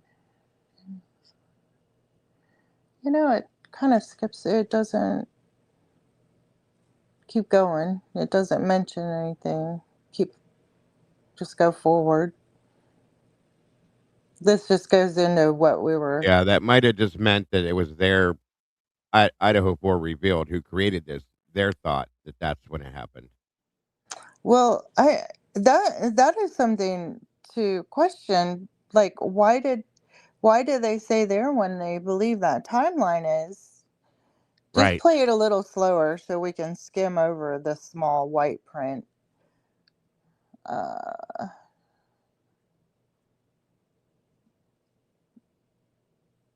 should slow it down. Hey, Wonders, good to see you. And maybe somebody in the chat knows if they've ever read in the whole PCA where they've ever stated that they at one time thought the murders occurred. We're going to go through the PCA at 1.2 because it, since we're going back, I don't think it is in there. It isn't? Okay. I don't believe it is. No. All right. Well, so I don't know I will say though that if you remember, for people that have been around from the beginning, the original timeline changed. Okay, it was between 3 and 4 a.m. was the original timeline, and then for whatever Mhm. reason, they jumped it forward to between 4 and 4:20. Oh yeah, yeah, they did, and I, that I guess this is the creator who they Yeah, had to read that somewhere. So I'd like to see it in this PCR where they say that, and that's why they threw that PCR out. They threw the PCR out because the IgG was junk, and they probably threw it out because the timeline was junk too, or so they say. But I it really believe it is wasn't junk. That's originally what they thought. reason. Right. All right. If I Yeah, see it, I'll skim through these. If I see it, I will. right. It's I'll not skim. in the PCA per se, but like I said, it's either their opinion or they have a reason to believe it based on something else they saw. Yeah, I've never read Sergeant Blaker though. Their actual like what you're showing right now. This Mhm. paperwork, Right. I've never read through this personally. I So, think we covered it later did you? on, but Oh, okay. it was a long, long time ago. You know what I mean? Yeah, this is something released after the plea deal. No, no, no, no. This was put out long, long time ago, but Oh, a lot of oh, people never saw this. It was that the other PCA was the only one most people saw. So yeah. Okay, cool. Yeah, I'll skim through it later or something.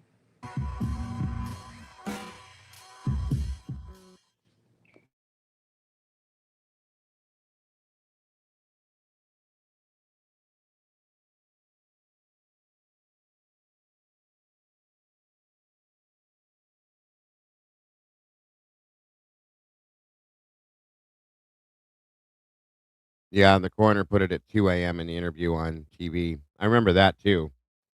But they never wanted to put out a time of death because it wouldn't give a real timeline. They didn't want to do that.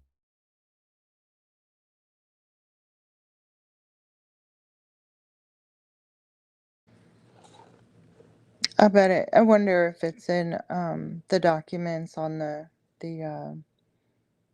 the docket that are still redacted or not released, not being released by Hitler.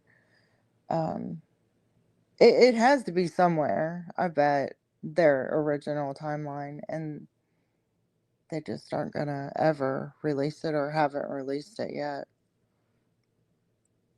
until they're sued. And they have to release it.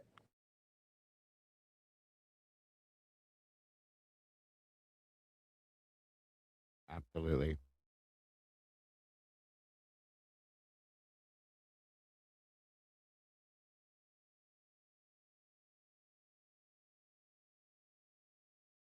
She's also expecting to collect trace DNA from the 4 victims as well as that from their. See, that was an expectation of her. She expected.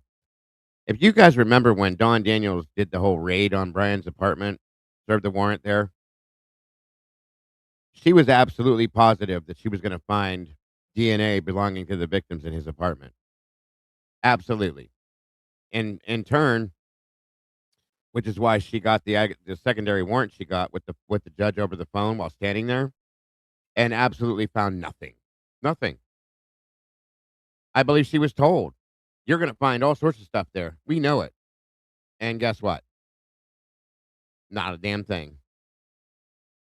The first time frame was 3:12 based on SB1 being seen on body cam. Weird how the new time was exactly 1 hour later at 4:12. About yeah, exactly, Saber, exactly.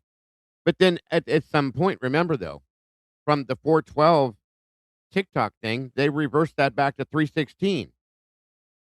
At some point, they turned that back to 3:16. So does that take the timeline back as well? There's my question. When they took her last TikTok back to 3:16, I wonder if that changed the timeline back to where it originally was within a couple minutes. You know what I mean?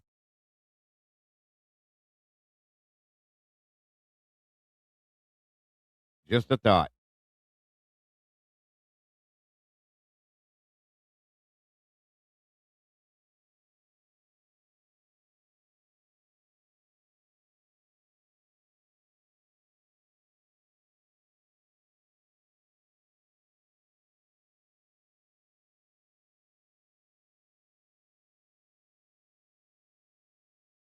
at night or early in the morning. So it seems likely that maybe they were sleeping. Were they found in separate areas of the house? That hasn't been disclosed yet. Can you tell me, when you say that they might have been sleeping, were they found in beds? Yes. Can you walk us through, like, for our viewers, kind of the process between when police show up and then you guys getting the bodies and doing your examinations? Sure. Well, law enforcement goes through and looks for any evidence, takes videos and pictures of everything in there, and they'll start talking with people. So I don't really need to be there for that. They can't move the bodies. I mean, the bodies have to stay as they were until the coroner gets there. So when did you get the call on Sunday? I got the call just a few minutes after noon that there were 4 homicides, but I didn't go to the scene because of law enforcement doing their investigation first. So I didn't actually go to the scene until about 5 or 5:30. That's a blatant ass lie. That is a blatant ass lie. Did you see her eyes look down? She was Yep. laughing. And we know it's a lie. Okay, watch this again. Their investigation first. So I didn't actually go to the scene until about 5 or 5:30. Blatant lie. We heard over the body cams between Gunderson and I want to say it was Corbin Smith. Okay, this is a bald-faced lie that is provable. He told Gunderson, Mabbitt's here. And that was at, I think it was 12:30 or 1 o'clock in the afternoon. She was there. And he said, have her stage over on King. And that's where she sat until 8:30 that night. She never went into that house when she just said she did. She did not go into that house until 8:30 that night, between 8:30, 8:45. 2 lies. Why are you lying? That is and these are provable lies, you guys. Things that can be proven. God damn it. Anyway, for those that didn't know that, blatant lies. And a good reporter would actually challenge these things. 1,000,000%. Disgusting.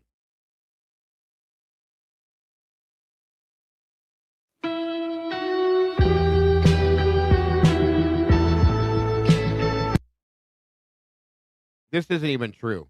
You know who was in the house at 5:30? Bill Thompson and Ashley Jennings. And Payne. Not her.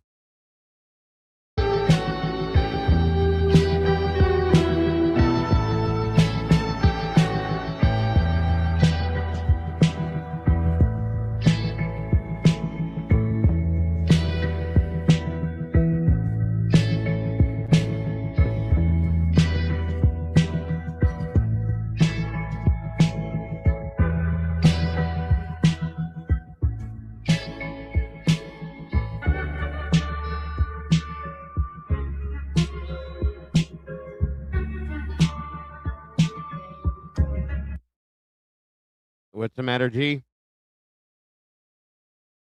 4 p.m. That's what she claimed. Yeah, she did not go in that house till 8:30 that night.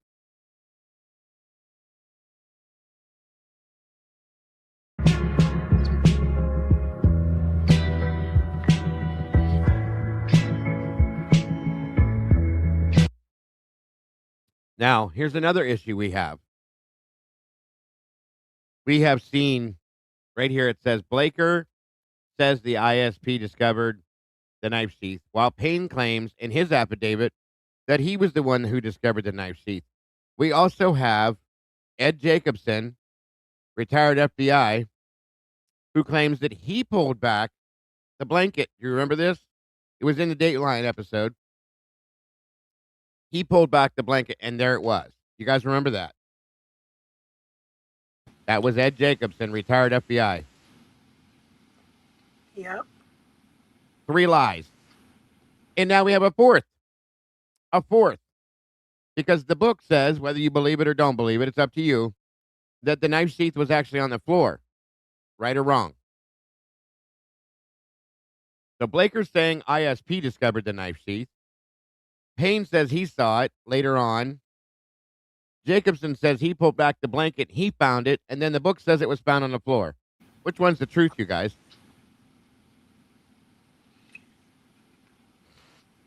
This is why we go back. This is why this should have been thrown out.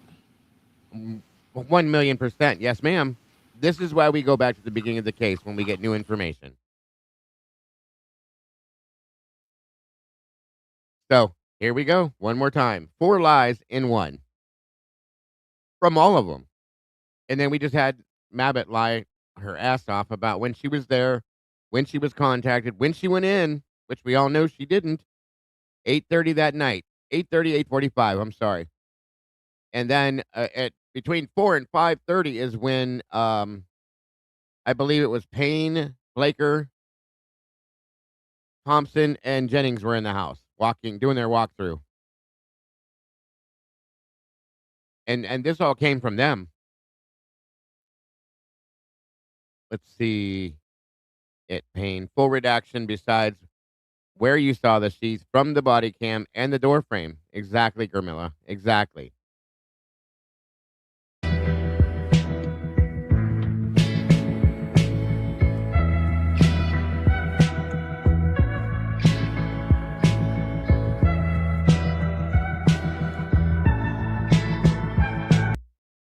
Yeah, Nunez was the first officer to respond, JC. Good to see you, dear.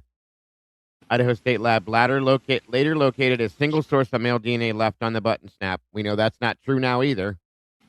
Of the knife sheath, page 3. Payne says the Idaho State Lab later located a single source of male DNA. Suspect profile left on the page 2. And now we're told now it was on the strap the snap is on, not on the snap, right or wrong? Correct, because 3 years. Yeah, 3 years. They wanted to preserve it for fingerprints. 3 years we were told it was on the snap. Now we're shown that it was on the strap. What's up, senor? I don't know if the lie about time pisses me off or is it her saying stomach contents doesn't matter. That's another big one. Another big one. Good point, senor.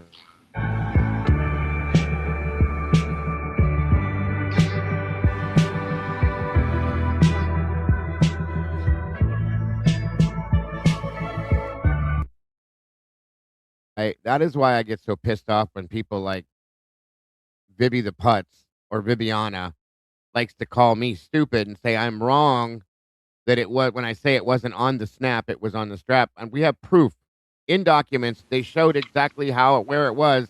They circled it. She's an idiot if she doesn't see the circle. Exactly where the DNA was found. Claimed to be found, I should say. So once again, this is why I get so defensive. Nothing but lies. That's my question, Kate. Why were we told for 3 years and then after the plea, everything changed the strap? Thank you. They've changed everything. I guess so, Brian. Yep, there you go. There you go. Tape face it is. Moving on.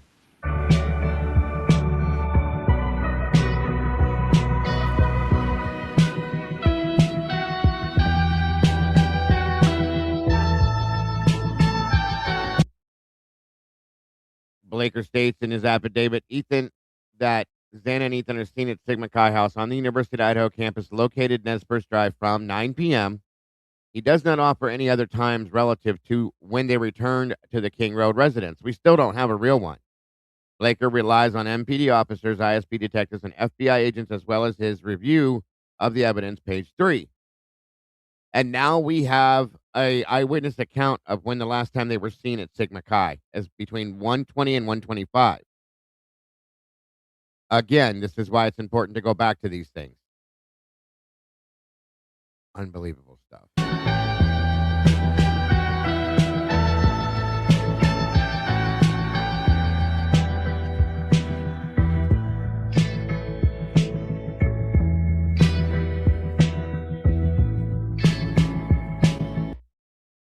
Thank you so much for that, Blue Eyed. What pisses me off is that they thought we were stupid enough to believe their lies. Now, who are the stupid ones? The jig is up. Amen to that one.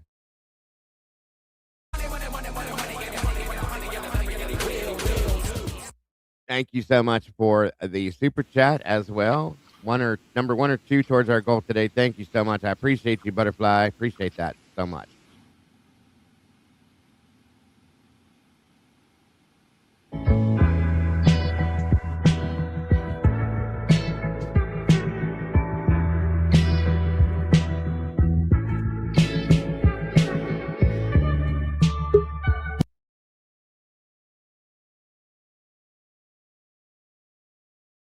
I want to know what day Steve actually went to the hospital. Always speculated that if he got word on this and weren't there instead, I know the days don't line up exactly, but damn near. I got you. Good point, Gramilla. Very good point. Well, MSM knows that some people will latch on to the first info of the lies. Second, they release the docs, which proves the truth, but it's too late. The sheep will not change their... Absolutely. Good point, senor. Welcome, JC. Can you hear me okay? Yeah, can you hear me? Yes. Welcome, welcome. Yeah, if I just drop down, that just means that I can't hear and I might come back up and I might not. But I just have one question. Uh-huh. Do you think that my butt was a serious like implication in this whole situation? What do you mean? Like a problem? Yeah, I do. I very I do much do. too. I'm really side-eyeing my butt. I have been since the beginning because she's been lying through the whole thing, the whole time. And why? Why has she been lying? That's why would you lie unless you're told to? Again, Bill Thompson is the person in charge of everything. Everybody goes through him no matter what. He dictated the whole thing. He I was mean, there. not that I think that she had anything to do with it, but No, of course not. but why lie about it? Like, why lie and why say that stomach content doesn't matter? Because But they Are don't you want. system. It's not them. It's the system. Remember? are you Yeah. for reals? Like, According to Cyray, it's the systemic failure. Right. Here's my point to prove my point, you guys.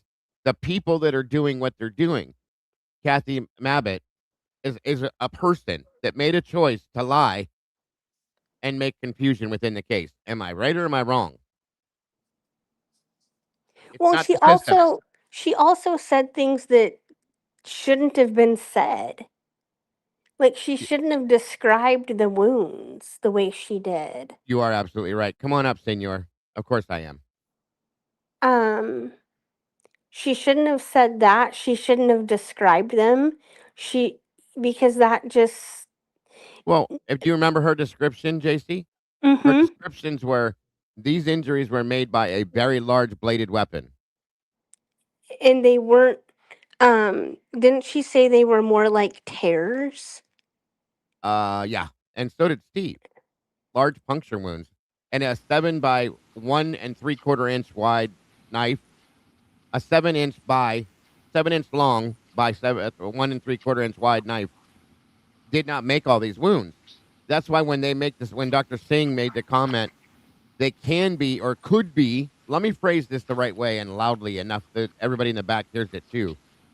They could be consistent with a K-bar knife. She did not say That doesn't mean that they are. that's exactly it. She didn't say they indefinitely are consistent with that knife and that knife alone. Period. There's different wounds, different injuries, folks, that are from a knife that has fine serration on it. Paul pointed that out, okay? And I showed you a knife that has fine serration on the bottom of the blade. There's tears. There's different things here that are completely off the path of what we were told and the way back then in the beginning of the case, and now not. Why are they changing everything? That's a great question, JC. Why did they do any of this? I know she's a nurse as well. She should know better. She's a little bit everything, including a liar, Mm-hmm. a blatant liar. Was she threatened, folks?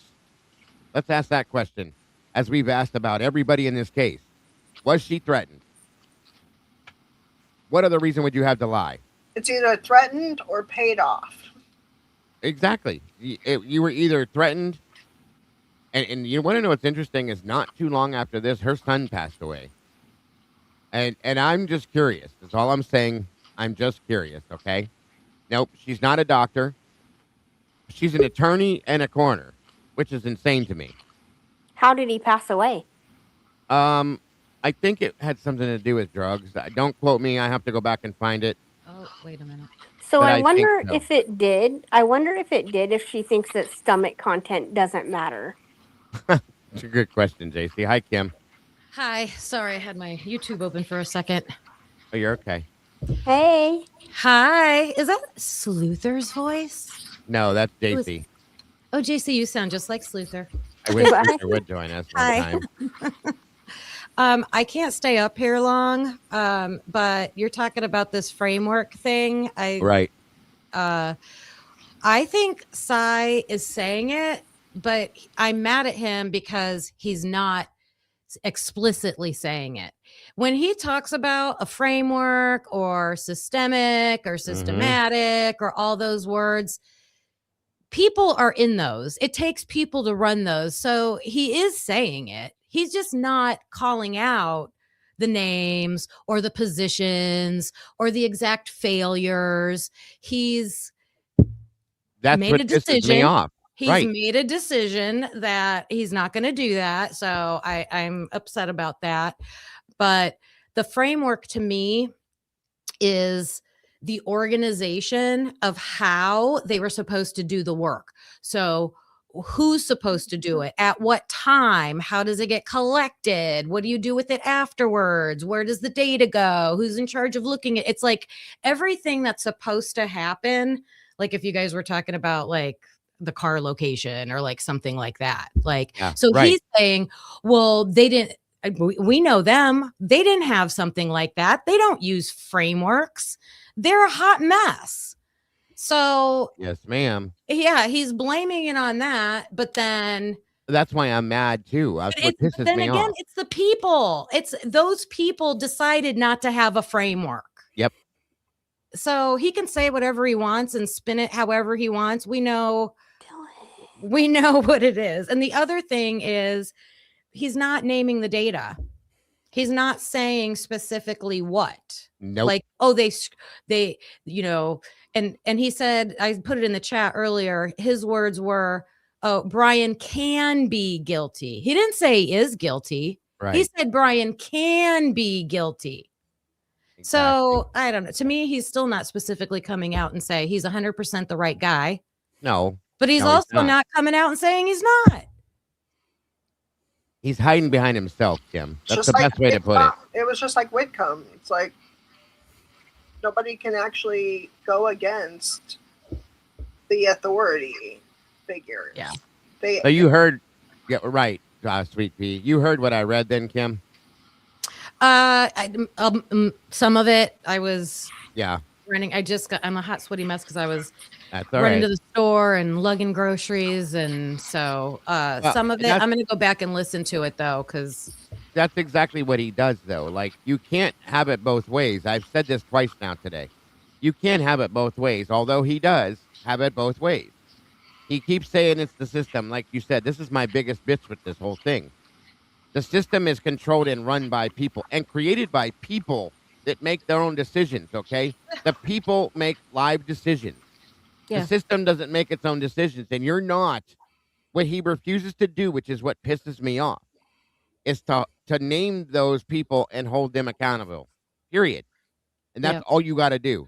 Name the people and hold them accountable, and then I will take your system your system statement as real, but you can't do it until you put those people in play that are running the system and hold them accountable, sir. Sorry. Well, that's why I say he made a choice. He made a choice not to do that.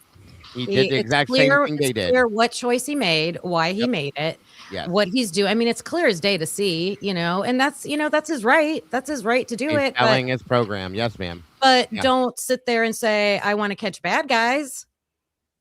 No, you can't, because you're not. You're not. And to Thank me, you. that's the difference between him and Turvey. Turvey said I want to catch bad guys, and he came out here on fire. I don't know. That's my I agree. opinion. You're making a great point. That's a great point. Go ahead, Lori. That is a wonderful point. Turvey wants to do his civil duties of finding the right people, and Cyree apparently is worried about his bank account. Allegedly. We have to Allegedly, sell the yeah. program. This is how you should run an investigation: is by my program. That's great, sir. But admit what the wrongdoings have been here. Hold the people accountable, as you said you were going to. Okay, show who did what wrong. Stop using word salad with bullshit dressing to explain it to everybody, because that's what you're doing. Yeah. Is he like chickening out? He's a coward. It's what it looks like. Yeah, he made a decision. Cyree is a coward. He has the ability to come out and speak against everything that is wrong, and he's hiding behind word salad. But like That's we it. said in the beginning, like he's protecting his reputation, maybe? No, it's Or all about the book. It's all his- about the book. He's a coward. You have to understand, he's law enforcement. Yes, he's protecting the hand that feeds him. You got to back the blue. And- You know, that's what they always say. They back each other. And I feel like he's walking that line. I still feel he's saying things. I think he could blow the case wide open. He can. Yeah. But he won't. The investigation, for sure. Yeah. Without a doubt, I Jason. can't stay up here long, but I'm going to leave you guys with this. Sorry, I'm in and out today, Dago. But I'm going to use Cyree's rule against him. He said he has a 1% rule, and it was in the preview of the book. And he said if there's a 1% chance, right? If there's even a 1% chance that you think something might be true, then you should go with that and vet it out and, do all the things. So it looks to me like there's at least a 1% chance that they botched this investigation. They got the wrong guy. And so we should follow that 1% rule. There you go. Amen. That's absolutely correct. I fully agree with you. That's his own statement, too. Because if there's a 1% chance, Wow. that's not beyond a reasonable doubt. Right. Yeah. You should not ignore that. You should not ignore that. And that's his words, and it's one of his rules that he wrote in his book. That is fully correct. Yes, ma'am. All right. Love you guys. I'll be listening. Stay hydrated. Stay out of that heat. Chime Kim. in. Yeah. Thank you. Have a good one. See ya. All right. Welcome back, Dylan. Great to be back. It was a wild half hour. Yeah. Wild? What'd you do? Build a house? Well, almost tore down a house, but Okay. Welcome, Mark B. Good to see you, brother. There's a lot of things that I had to do that I wasn't expecting to have to do. Gotcha. Okay. But Dago, I just want to say, like, this whole can you hear me? Yeah. Yeah, I hear you fine. Okay. This whole situation is still just so frustrating and so maddening. Right. I can only take so much of it. And I mean, I listen every day, but like I say, I was 5 seconds in and I was already just angered. That's what it does to all of us at this point. Yes. Mm-hmm. Welcome I just to think Idaho. it's sad. That's an understatement too. What'd you say, Dylan? Welcome to Idaho. Yeah. Absolutely. Absolutely. We got all the potatoes you could possibly want and all the corruption. We still don't know what time Ethan and Xana were home. No. Nope. Not even remotely close. I mean, I guess we're a little closer to a probable, but not for sure. Okay. And that's based off of new interviews that have been released. And if you believe them, that's the problem here. Nobody knows who or like who and how to believe people in this, because everybody is suspicious at this point. Everybody. There's 6 people that know what happened that night. Probably more than likely, yeah. More And That's about 4 it. of them are not with us. Depending on how many people actually went in the house to actually commit the crime. So yeah, Well, yeah. That 6 people. 6 people for sure, though. right. And 4 of them are not with us. That is correct. That is And we correct. have 2. We have 3 awful witnesses that are with us, Right. and a whole bunch of what's my description for the investigators? Lazy liars, Liars, liars, liars, liars. manipulators, set-uppers, many words. It's just all Right. If you're, messy. Jill, if you're talking about Cy Ray, I'm not throwing him under the bus either. I'm just telling him to be accountable for what he's saying. Show the proof of what you're talking about. If you think that this is not, I mean, think about what he's saying. It's a systemic failure. People run the system, and then and I believe he knows the people that are the problem. And He knows. you need to be accountable for that and show who they are and hold them accountable. That's his job based on what he's done. And he's not doing it. That's not throwing him under the bus. That's just asking him to tell the truth. That's it. And not be a coward. What's more important to you, sir? Justice or your pockets?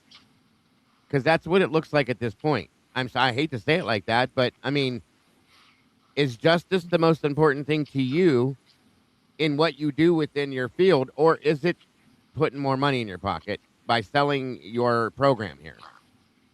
That's all I'm saying. I like I said, with all due respect, because and it's kind of a double-edged sword, because he is the best at what he does. I have absolute respect for him in his field. Mm-hmm. But with this, I'm sorry, I have no respect for you if you're going to pull it that way. And doesn't he have more cases that he's on? Yeah, he's got It's many not others. just this one. It can't be. No, it's not. He does a bunch of others. This has nothing to do with that, Jill. No, I think I've never thought he was the GOAT. I've said to everybody many times, Cy Ray is not going to come out here and say Bryan Kohberger's innocent. I've said that to you guys, I don't know how many times. I said he's going to show what they did within the investigation that was corrupted, per se. Okay? He said it himself in an affidavit. And that's what and now he's backtracked from it and backpedaled from it. You cannot say that this investigation was screwed up and then come back and say it wasn't. Or no, let me rephrase it. You can't say that the investigation was faulty, but the people that made the investigation did a great job. Those two things don't go together. That's the point that I'm making. So that's not throwing him under the bus. That's saying, make up your mind, Cy. It's one way or the other. You can't have it both. That's it. Yes. You need to be held accountable for your statements at that point. It has nothing to do with that. Yep, as I was about to say, we are holding everybody accountable now. Nobody's getting a pass. We're all fed up. We're done with the bullshit. Because nobody's been held accountable at all. No. Except the wrong person, in my opinion. I'm sorry. If I was a family member, I would. I know. They had, like I said, they had the ability. Like, they want all this attention. Can you imagine? They have the ability to jump up and scream and ask questions, and they're not doing it. Yeah, they have. And there's. I mean, maybe they just want to think that this is it, and. You are correct. And yeah, Kate's right. That's not our problem with Guy. He's contradicted himself. Yeah, that's not the problem. Is that saying that he pled guilty? But it doesn't take a complete. He's guilty. But it doesn't take a complete genius to ask a couple questions and be like side-eyeing everything and going down the rabbit holes that we are. Right. It doesn't take a genius. All you got to know is that there's inconsistencies with the knife sheath. That's it. Yeah. That's all. Yes. And even Xana Kernodle's dad, Jeff, he should be questioning Kathy Mabbitt on the or not toxicology, I'm sorry, the stomach contents, you know, she said that's not important. It is extremely important. If they are saying we still don't have a timeline for this too, because he said, or it, regardless of what he said, they, you know, they're saying that they ordered DoorDash and that, or that, you know, he was under the assumption that they ordered pizza. Now, if Did she she have had pizza in her abundant, system? yeah, Was if she she eating when she was, you know? yeah, if she had abundant food in her stomach, at the time of her death, it could have been Right. pizza. And that would have been around the 1 a.m. hour. It Um, wasn't it wasn't Jack in the Box though. Yeah, Did she have and it Jack in the wouldn't Box in have her system? No, been, yeah, it wouldn't have been no. this cockamamie story that that they want us to believe that it was DoorDash that was delivered at 4 a.m. No, that is BS, and that's what they want us to believe, and it's a lie. So absolutely, the autopsy, the food stomach, the contents are so important, and it's so Because annoying. that very likely could Yeah. prove that what was supposedly delivered by DoorDash, if anything, was not food, but something else, if anything. In some senses, it's believable nothing that there never was DoorDash. I'm just saying. Yeah, we have no evidence of DoorDash actually being ordered, do we? We don't have a There's not receipt. nothing with it We has don't have ever a been picture. authenticated. They were never able to authenticate any of the DoorDash records. None of them. Except for Molly saying that she was the driver. Yeah. Right. Which But take Molly for what she's worth. we are just so you guys know, since we're going back to the beginning, we're going to go back and go through Molly's complete interview again too, word for word. Now that we have different information, so I hope you're looking forward to that. Oh, I'm very much looking forward to that. I had a hard time following her interview. I've only seen it once, so Yeah, that'll be it's really quite interesting. nice to watch again. All right, and look, we're not even halfway through this, and everybody's already up in arms over this stuff. Point being, right there. So here we go. I always have my arms handy. You're such a funny guy.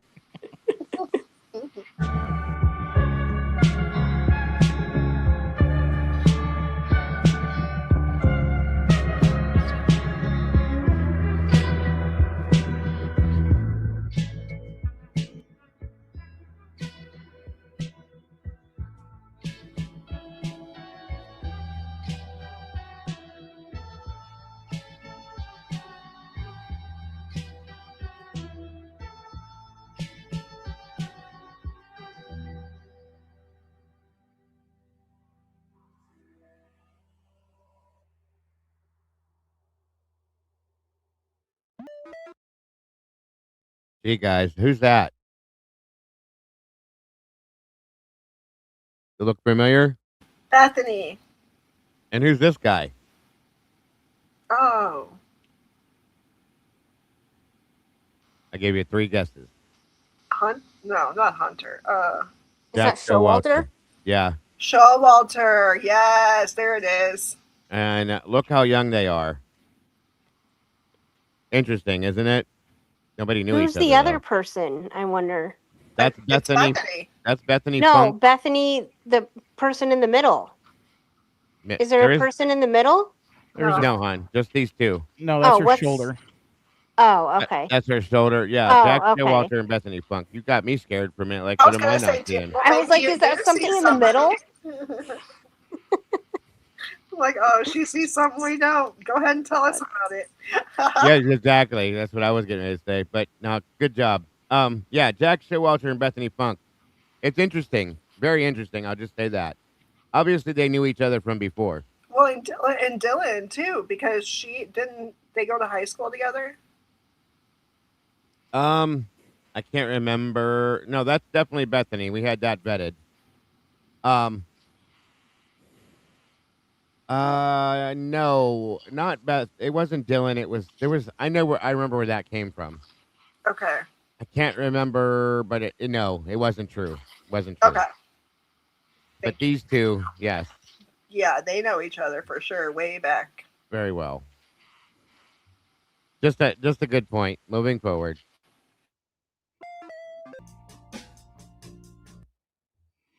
Yeah, Bethany's hair, by the way, is dyed blonde.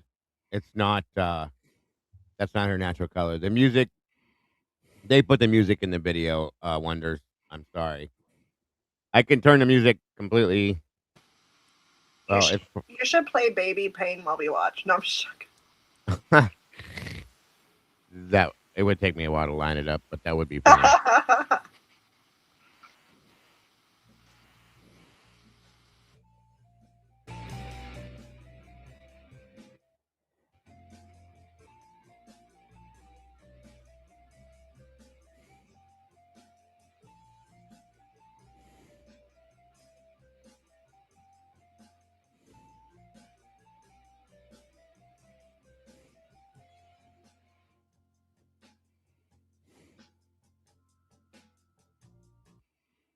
Now, this is kind of important. Now, this is one of the places that Logan was pulling the photographs of the knives that were found out of Genesee, Idaho State Highway 95 through Genesee, Idaho, then traveling west towards Uniontown, Idaho, Blaker, page 15, Idaho State Highway 95 to Genesee, Idaho, then traveling west towards Uniontown, Idaho, page 13 and 14. So it's showing that they're both writing their versions of things. It's very, hey, CIO Kane, good to see you, dear. It's interesting how this all worked out too.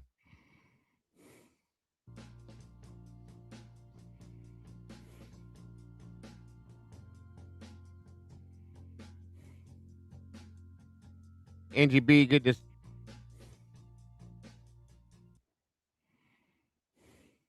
Blaker as well does not seem to know that Uniontown is a city in Washington and not in Idaho. Gotta love it. Did you fall out the window, JC? Oh, she's doubly in here. Can you hear me, JC? Hello. One of the JCs fell out the window. Oh, now they're both gone. Can you hear me, JC? JC, you're muted, hon. If you didn't know that. Okay, on we go.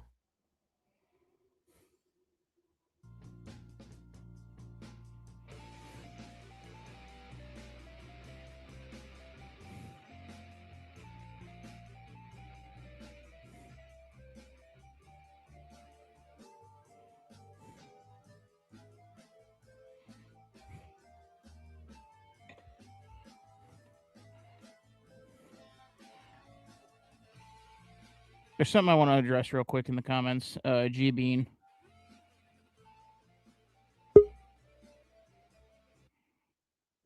Go ahead. It was the point that I was making the other last night with Typically Unique, and I've made the point on here a couple times of what is something that can restrain someone without really leaving marks.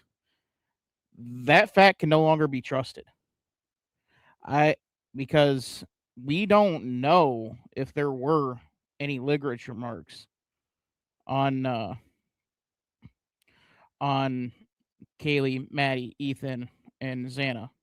We don't know that, and I do not trust anybody with a badge or a title in this case. Good point. Good point. And yes, Gurmella, there was a guy that was doing a ride along with PD, and it was on body cam. I remember in the beginning, it was one of the, I think it was one of the noise complaints he was with them on. You are correct.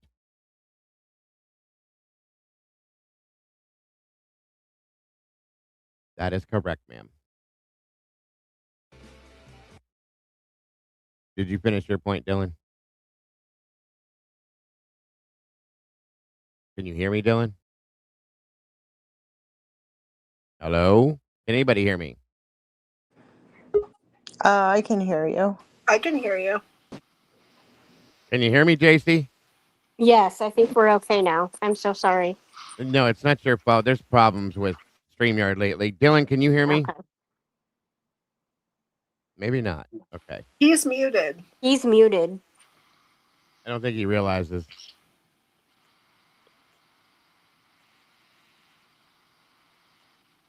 He muted himself. I can't do it. Okay. Maybe he stepped away. It's all right. Moving on. What? You can hear me now? Yeah, I got you. I went to grab my phone. That's okay. Like I figured. Were you finished with the point you were Yeah. making? Yeah. Okay. Just wanted to make sure I didn't cut you off.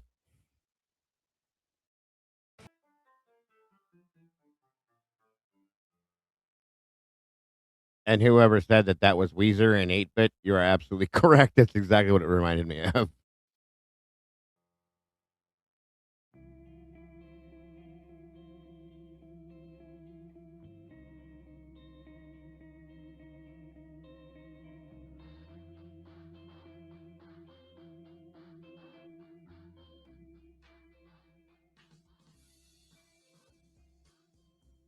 It's a good question, Lori.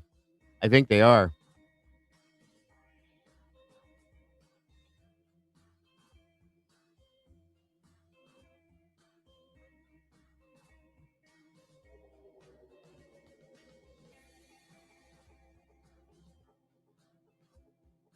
I'm going to let this play for a minute. I got to run to the bathroom. I'll be right back.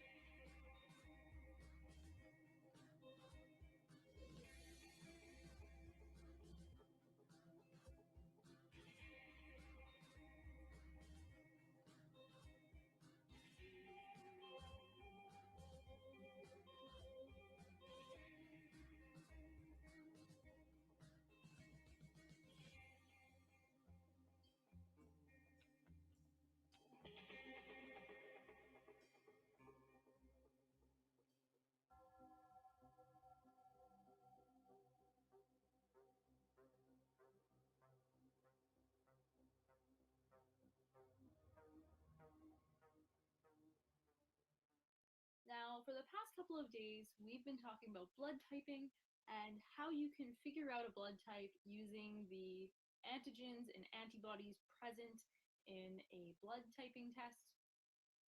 And now that we've done that and that you're feeling confident in it, we're going to move on to blood pattern analysis. Now, this is an important way of telling what happened at a crime scene based on the pattern of blood. Is somebody doing like a presentation or something now? Sounds like it.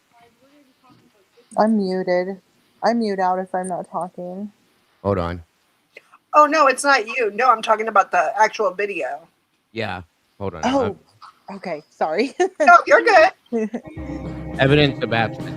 Oh, sorry about that.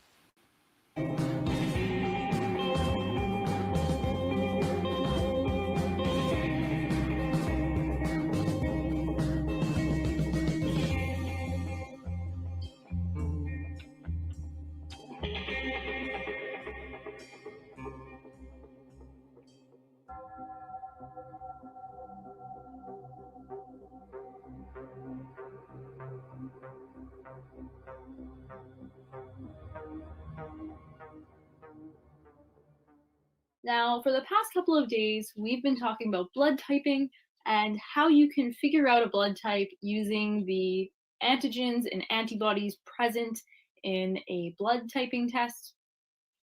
And now that we've done that and that you're feeling confident in it, we're going to move on to blood pattern analysis.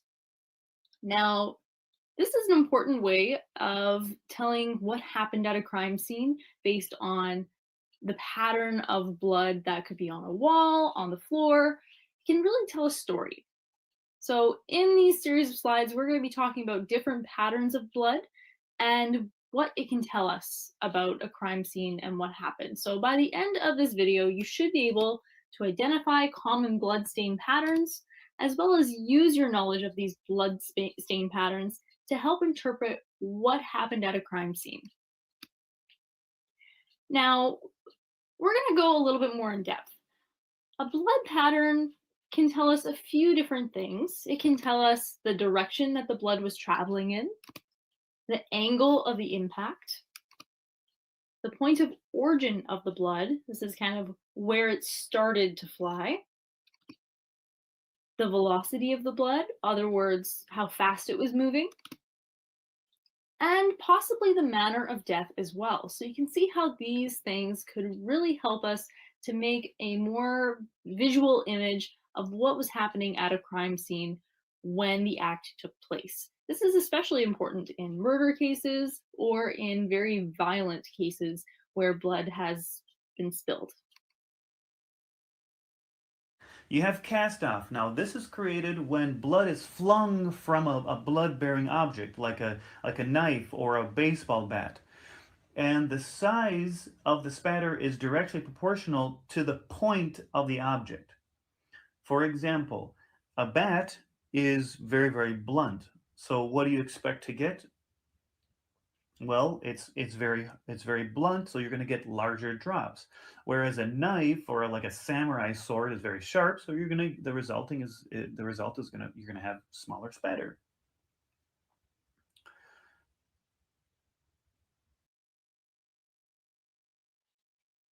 There's also one other pattern that is interesting to look at and can tell you quite a bit, which is a cast-off pattern. Now, cast-off is kind of like, when you're casting, when you're fishing, think of someone who may be holding a dangerous weapon. If it has blood on it and they go to swing it, that wet blood is going to fly off at different parts and leave a different pattern.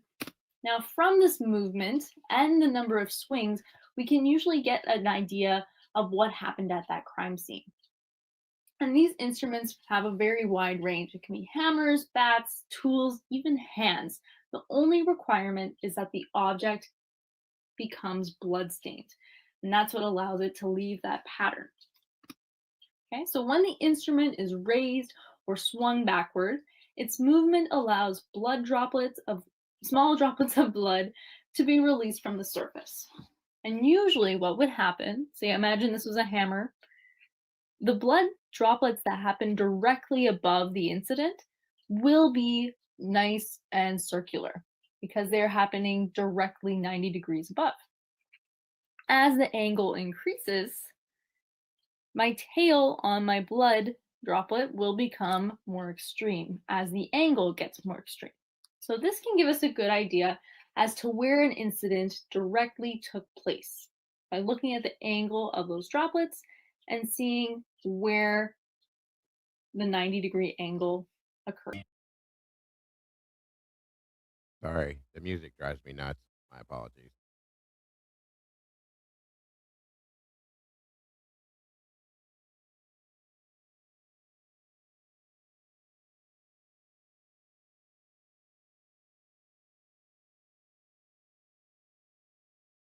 Waiting for. Prosecutors say, yes, this requires the death penalty. Now, that creates a very high burden for them that we'll discuss.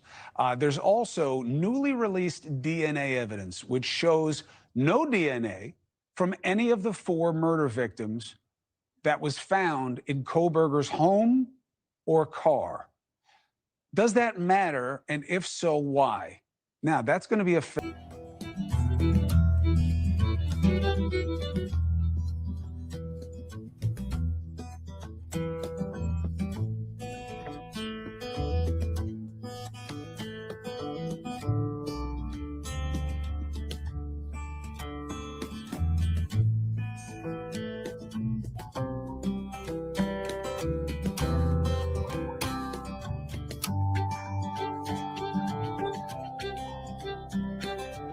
Once again, it just shows how much misinformation was put out by them. Cut and paste affidavits, folks. That's a huge problem. Each person, here we go. let me take you back to what we talked about at the beginning with Psy. Okay, systemic failure. Okay, each person is making their own decisions here. Blaker and Payne chose to use cut and paste um, affidavit documents, okay, and just transferred information from one to the other. Here, in turn, screwing up what the document said instead of making their own personal report. So it's not the system; it's these people themselves that did this. There's no doubt. It's a problem, and the whole case is like this. This is just a little bit of it that I'm showing you. The entire case is based on this. The whole thing. They were sharing work product with each other, whatever you want to call it, cut, paste, do this, that, everything else, using other people's work. Nobody did their own thing. It was all a joke. Anyway, sorry. Somebody gonna say something? Yeah, I was just gonna mention also like how Brett Payne renumbered the markers for the blood. Oh yeah, renumbered everything. Absolutely. Again, one more problem. That was huge. That was a huge just like Uh-huh. why did he even do that? I mean, that was just incredulous and stupid. Agreed. Senor Wazowski, I told you you're welcome to join us, sir. The link is pinned in the chat if you want to jump up here, my friend. I'm sure we'd love to hear from you. I think Ro dropped the link for the Discord meanie.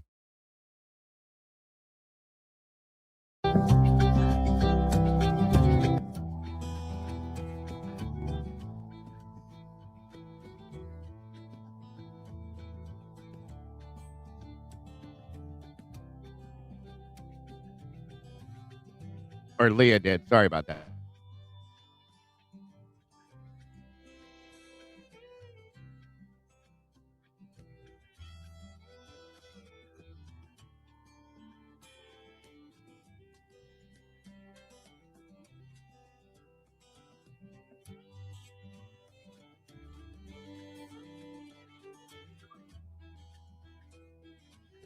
Oh, okay.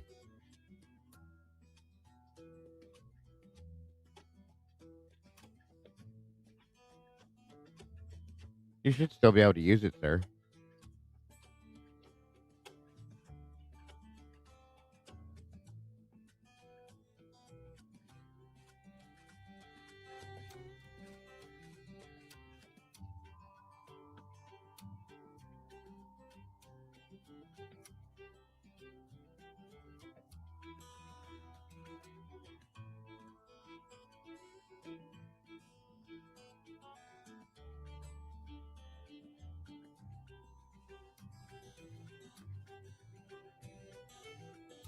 In a nutshell, what this video is showing you guys is how Blaker and Payne just basically copied and pasted everything. There was no personalized writing of reports at all. They just shared everything and within one thing.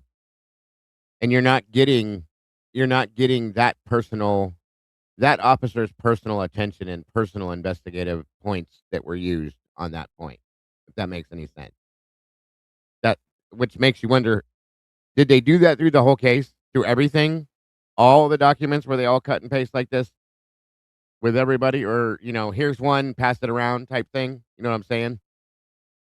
It explains the laziness and the blatant ignorance within the case. Thank you, Enod. Again, number 3, I think, towards our goal. God bless. Very much appreciate it. And it says, I appreciate you going through all of this. I'm glad you do, because I think it needs to be seen for what it is, unfortunately, knowing the just the blatant bullshit that they've done.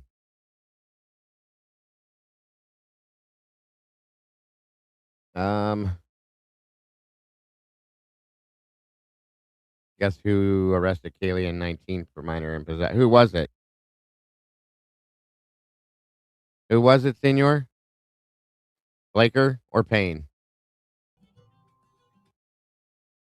Tesdale and Snyder. Interesting. Gotta love it.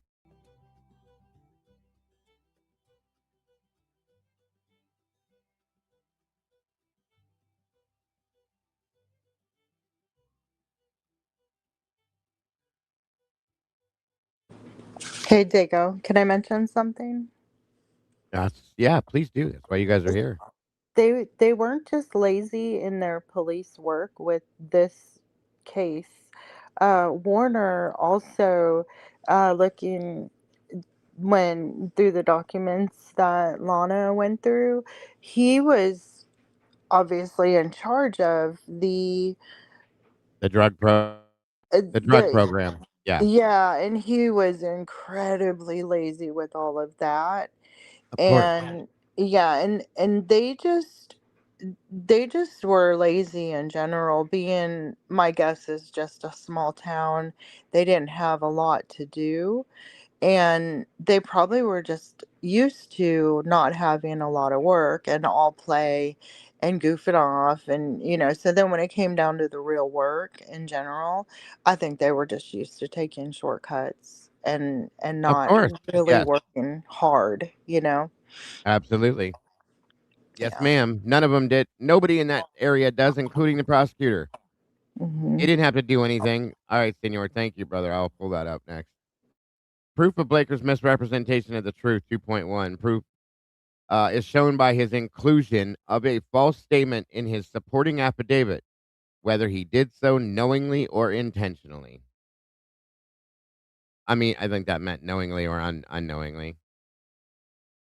He refers to a date, December 23rd of 22, and gives credit to Corporal Brett Payne for applying and receiving a search warrant. December 23rd, applied for and was granted a search warrant for historical phone records between November 12th at 12 and November 14th at 12 for the 8458 phone held by Jesus. He's just an idiot. And how many mistakes were made? How many mistakes were made that were just looked over? Nobody over checks this stuff over. Bullshit. It's garbage. So the rest of this is pretty much this stuff here is I'm trying to scrub through to get to something. Oh, here you go. Here you go. And search warrants for that. Did you author affidavits in this case? Yes, ma'am. And did you use affidavits you authored in support of search warrants to obtain information that you wanted to take a look at? Yes, ma'am. And did you author the affidavit that was used for the arrest warrant for Bryan Kohberger? Yes, ma'am. What did you rely on when you wrote these affidavits? Be more specific. Yes, let's focus on the affidavit for the AT&T records. There were 2 search warrants on December 23rd, 2022. Are you with me? Yes, ma'am. Okay, so let's talk about those search warrants and the affidavit. First, the affidavit. What did you rely on in the affidavit you wrote for the first AT&T search warrant on December 23rd, 2022? It was a conglomerate of interviews, data received from cell phones, my observations of some surveillance footage that was taking place, various other things. Go down the line. If you could be more specific on specific parts, I'd be happy to tell you what I'd like. Okay.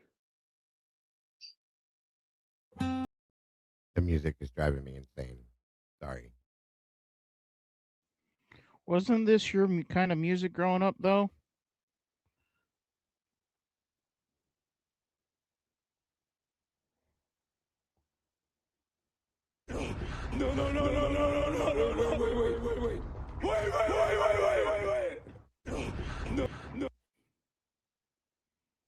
My name is Jeff.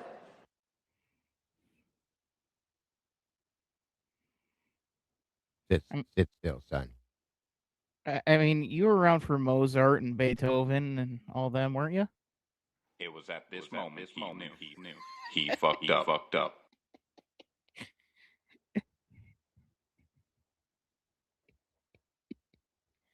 Invalidated. On what's been turned over and what hasn't been turned over to us. And I want to focus a little bit on South US 95.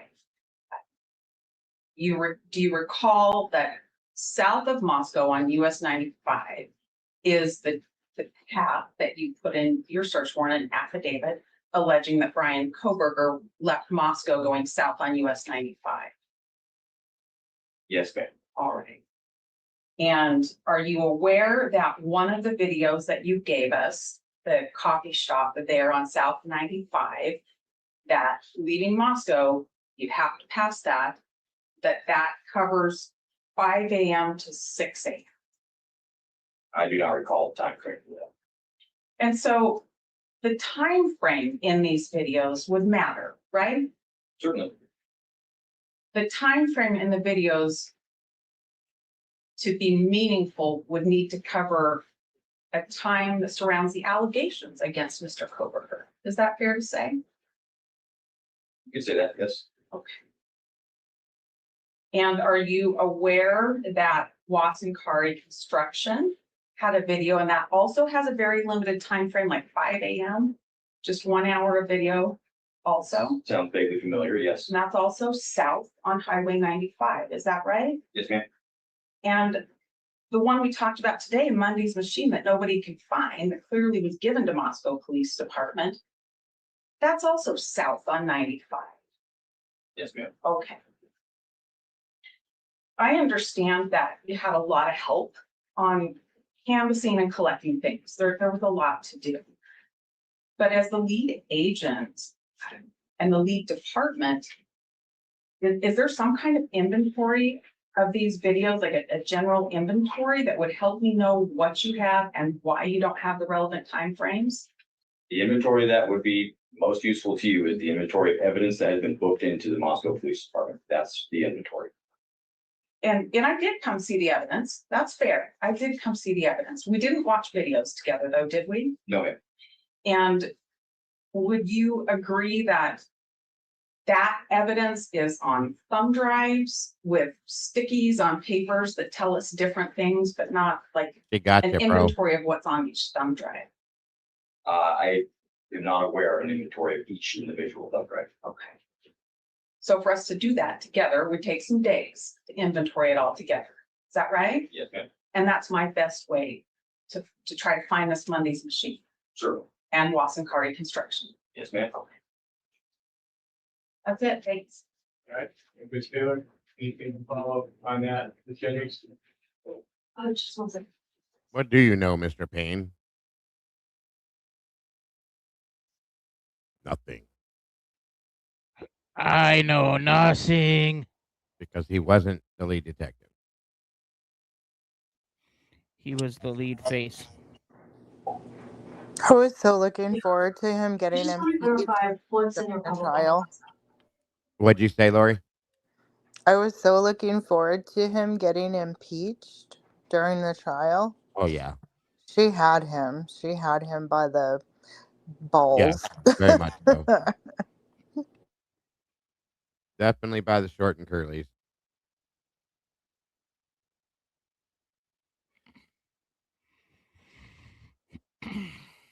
Does your probable cause affidavit state that Kohberger or a white Elantra went on US 95 south of Moscow? No, it's not. Okay. What does it state? Memory serves states that the next time, well, it states that a vehicle was seen leaving the area of the crime scene, on King Road, leaving via Walenta Drive, which heads south from that area. And That is not true, Officer Payne. We now know that, and you are perjuring yourself.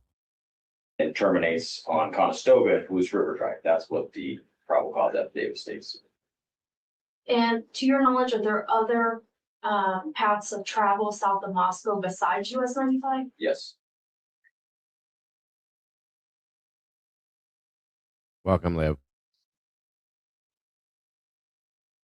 Says his affidavit was written after the investigation and he found nothing. This is exculpatory info contrast states claims and was not included in his APC or PCA. Gotta love it. And what's that other route? I believe the one that was referenced in the affidavit goes from Blues River Drive, which turns into Sand Road at the state line, not the Idaho, Washington state line. That road continues westbound until south of Pullman and eventually leads north into Pullman at Bishop Boulevard, if memory serves.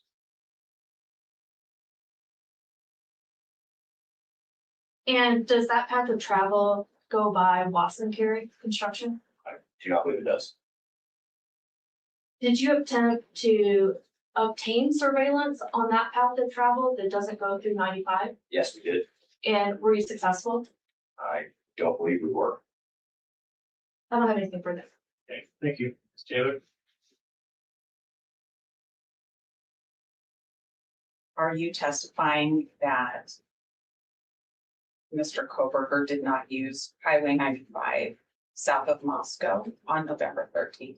I'm testifying that there are various routes that a person could take south of Moscow to include Highway 95. You didn't answer the question, Brett. There are also several others. Which one does your map depict? I believe the map starts well south of Moscow, or more towards Genesee, and there is the line that starts there. However, I would direct you to the paragraph at the beginning of the map that says this is a possible route to travel between the two locations. So you're just not sure. Yes, ma'am. Okay.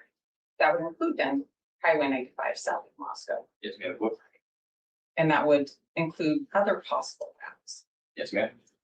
How many video surveillance attempts did you make to get video from businesses or homes on all of those routes? I do not recall, but it continued for some time, attempting to find additional video footage. What did you find? Nothing to my recollection. Not one video depicting the car. Nothing. In my memory, no. Nothing. Good enough, thanks. All right. Thank you.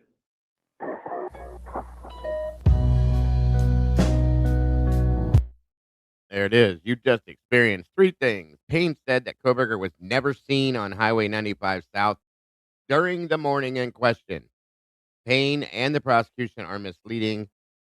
He first admits to Taylor that his affidavit alleges that BK drove south on 95. Once again, we already know this. Music.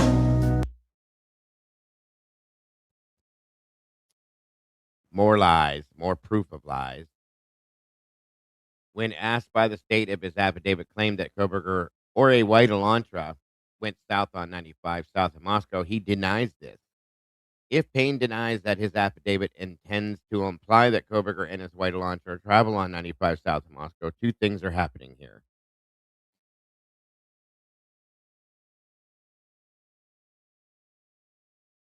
I agree with that, Saver. I think somebody had their phones and tossed them back in the room after the fact.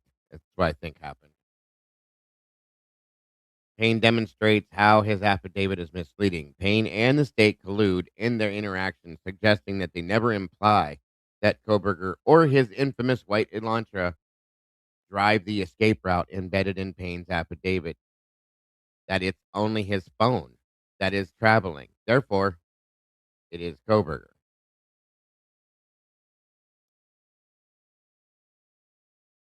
It's so ridiculous. Wow. Can I say something? If I'm not Please do.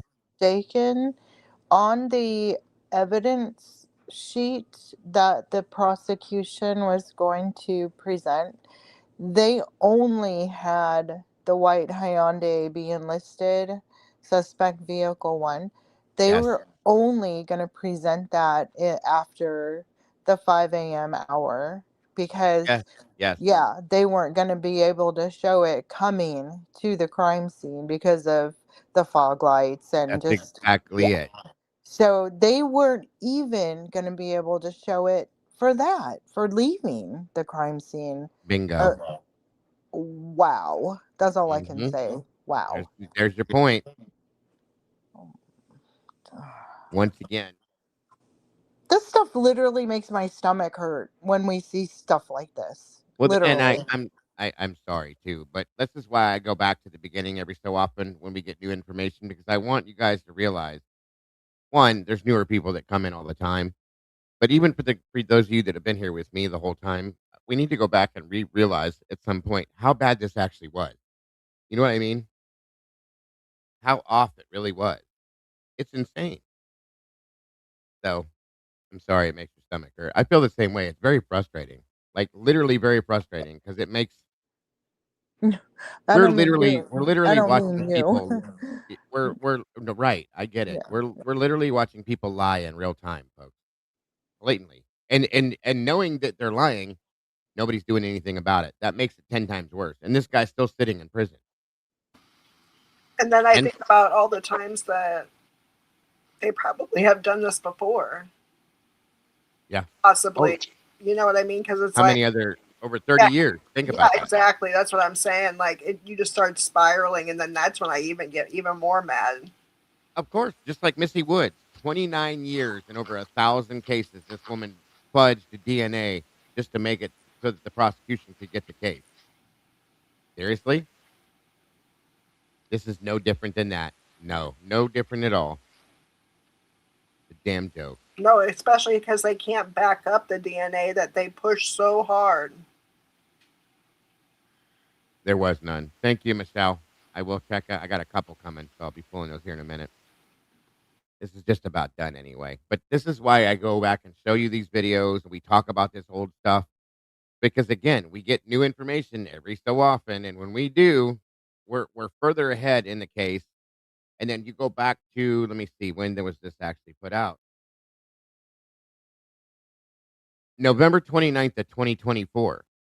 2 years literally after the crime. We're 4 years into it, okay? And you see the difference now between now and then? I mean, it's stuff we know, but look how bad it is. How it's so blatant on when he was on the stand. All these things, guys. I think it's important to be able to see all of this and to remember it. So I hope you guys are getting something out of it at least. This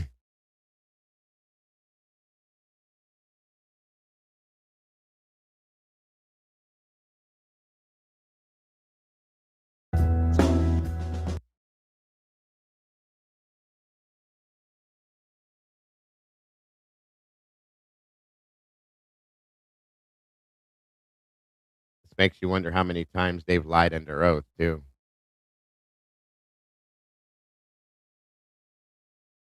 So I got to write a new song called Perjured Pain.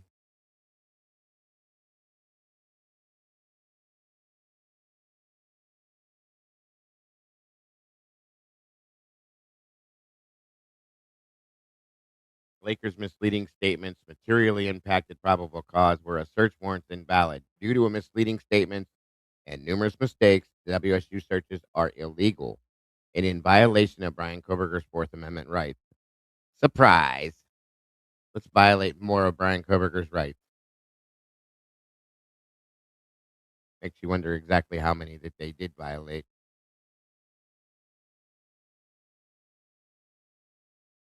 Perjured pain, perjured pain. Don't think I won't do it. Sorry, I know I'm a cornball. Any evidence seized in the shut up, Dylan. You didn't have to respond. In the WSU searches are considered fruit of the poisonous tree since the fruits have come from a search warrant that produced items of evidence that were illegally obtained. Thank you.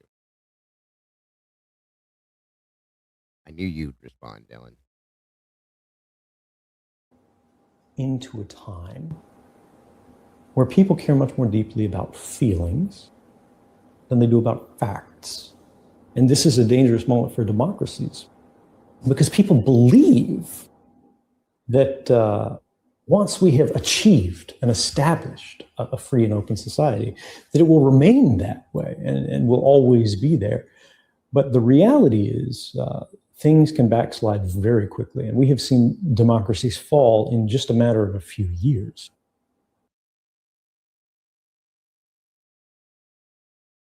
There you go. Just a little reminiscent of years back and where we're at now as compared to then. There's no difference. We just know for a fact now that what we suggested then, what we felt then is real now. This was the basis of his arrest. Right. This is unreal. Absolutely. Absolutely. No basis whatsoever. Absolutely not. It's insane, isn't it? Yeah. I still don't understand how nobody has seen the letters that we have sent, emails we have sent to the Department of Justice saying, hey, something's wrong here. You need to take a look at this. When you take into consideration the fact of everything they ignored and bypassed, along with the junk of this PCA that they ignored, or not that they, I'm sorry, the junk on the PCA that they used to Right. arrest Right. Kohberger, and then what they ignored as far as real solid evidence.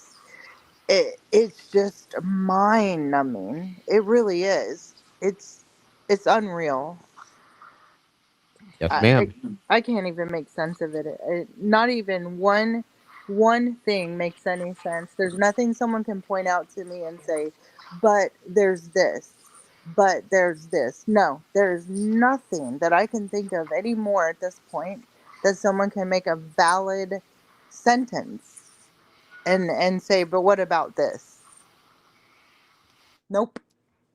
I agree. Again, any thoughts, Sweet Pea, Dylan? I mean, it's stuff we've already known. They're all a bunch of liars. Like I said, it just justifies our thoughts already. Yep, and like I said, this just proves that he should not have even been arrested. There should have been nothing. And then on top of that, we got part of the grand jury testimony that we know that Dylan was supposed to be this witness, and she lied, and then the people that were, examining her were allowing her to lie. They were not correcting her when she was not telling the truth. There was maybe this is what he means by systemic failure. It's like, well, if we look at it like how he says it, okay, well, what is the system? The system is the judge, the prosecutor, the police, so right. He is. I guess we should be blaming everybody. Okay, well, there you go. I mean, you're absolutely right if that's what he's saying, sure, but same thing though, Sweet Pea. Those are all people. I think that's what he's saying, but I'm gonna twist his words because it's just not. None of it's okay. It's not the way it is. No. And like I said, you can say what you want, or not you, but him. You know what I mean? Yeah. And anybody can say what they want, system or not. That system is run by, like you said, the judge, the attorney, the prosecutor, the everybody that's in the government. Those people make the choices and the private, personal, one-person decision that they make to do what they do. They can make other decisions, and in turn would make different choices. Those choices would change things. That's the difference. That's why it's so important to realize that. In my opinion, of course.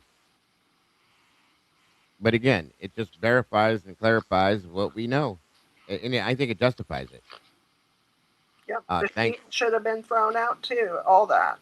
Yeah. The PCA and then everything in. I mean, it was just all that. There was no basis for arrest, Sweet Pea. None.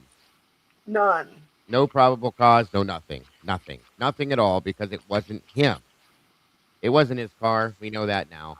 None of that stuff was real. None of that stuff happened. They had no probable cause, no reason to arrest him whatsoever, and they did. Just to get him in there.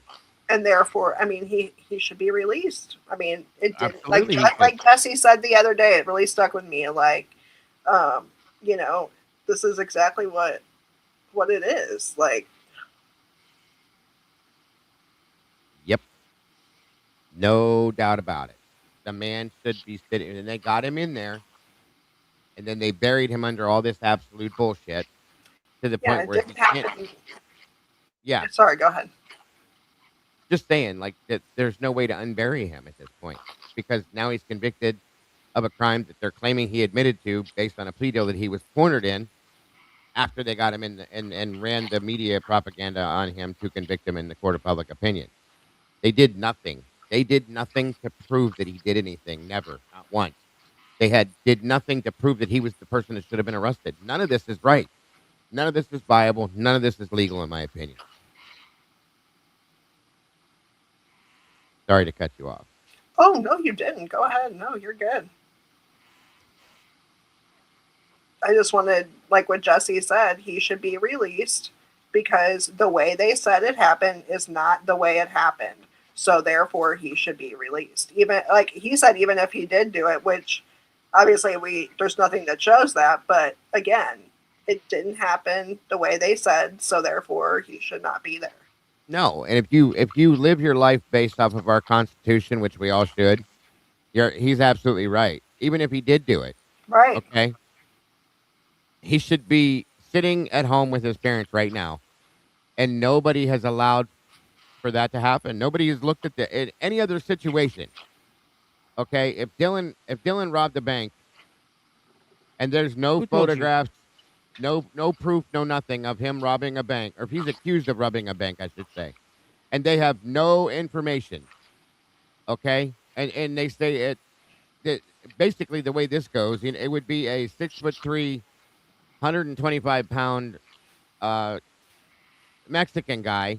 We definitely know that's not Dylan. We know what Dylan looks like. That's what they've done here. Okay, I know this is way out in left field, but I'm trying to explain to you how they've done this. It's the complete opposite of what they're claiming, but they arrest Dylan anyway. And it's proven within a couple of weeks that it wasn't Dylan. Dylan would be let go. That's not happened here. How many times has it been proved going in circles that this is not Bryan now?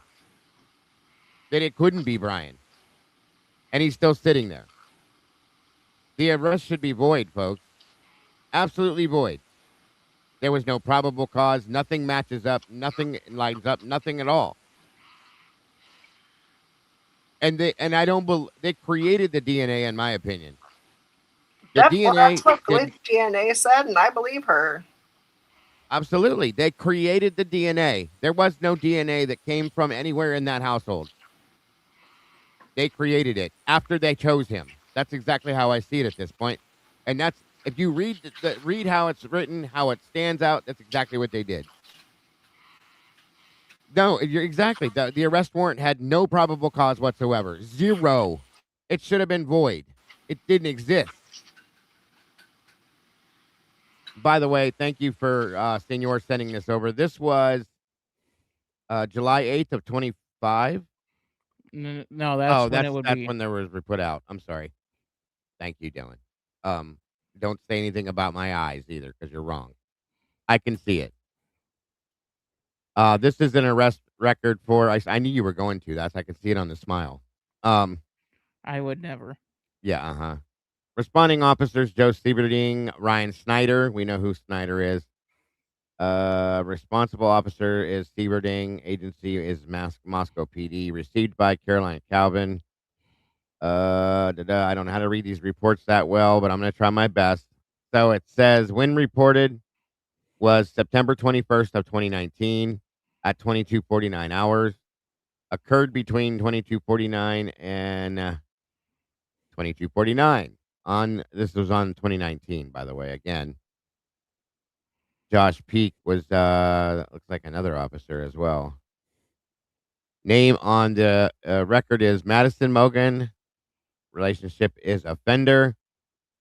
This is September 26th. Again, alcoholic beverage purchase and consummation citation. Also charged with consuming and purchasing, I guess. I didn't know that was a law. Alcohol offense, initiating call, Andrea Griffin, Michael Ruiz, Kevin Fixler are the names from the whatchamacallit. So Fixler's a reporter. That he was, yeah, he reported it, I guess. That's what I'm guessing from that. Because so is Andrea Griffin, I believe. I don't. Maybe they're the ones that requested this. I don't know. Weird. November 21st of 22, December 20th of 22, January 12th of 23, and June 29th of 23. Whatever the DS thing stands for. Dates of request. Okay, so they requested it. There you go. There you go. That's why they requested it. I thought it was something along those lines, but I didn't know how to read that. Thank you, Senor. Again, it's an alcohol offense. Incident responders detail, blah, blah, blah. 3 officers responded. Shows the radio log there.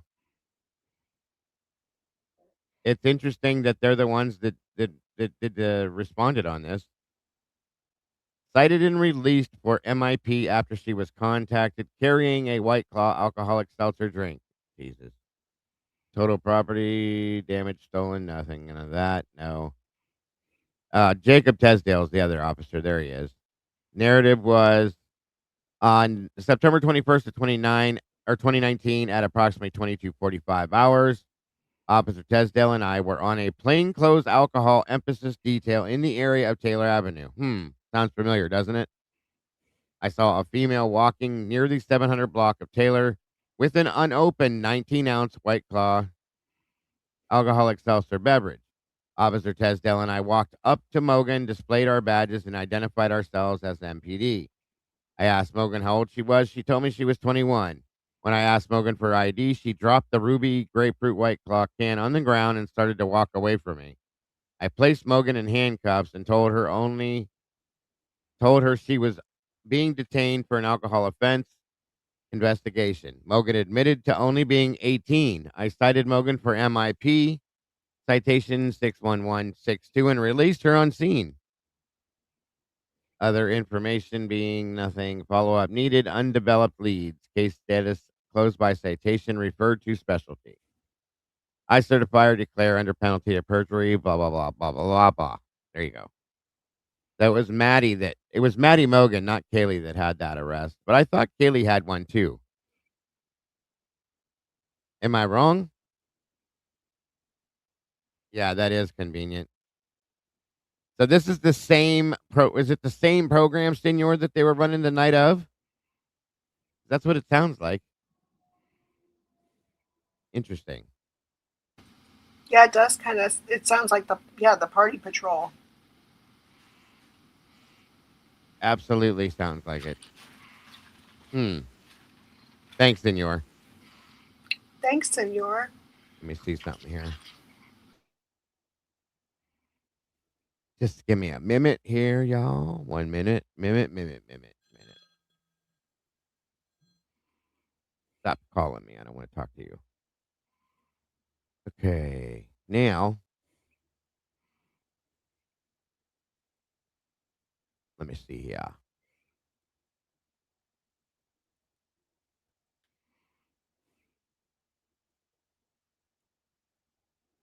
It is kind of convenient and interesting for sure.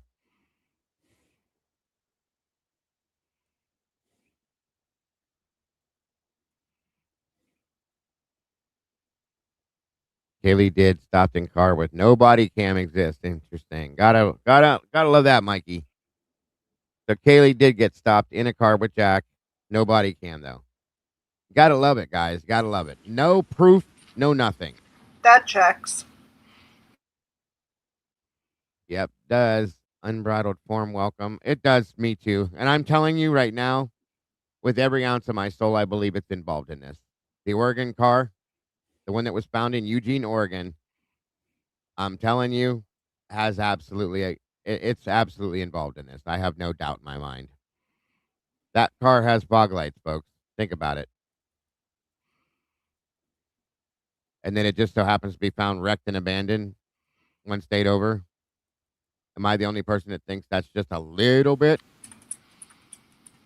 I mean, yeah, we got to question these types of things. Yeah, I do want it, Senor. Just out of curiosity, but please and thank you. Yeah, I agree with that, Sweet Pea.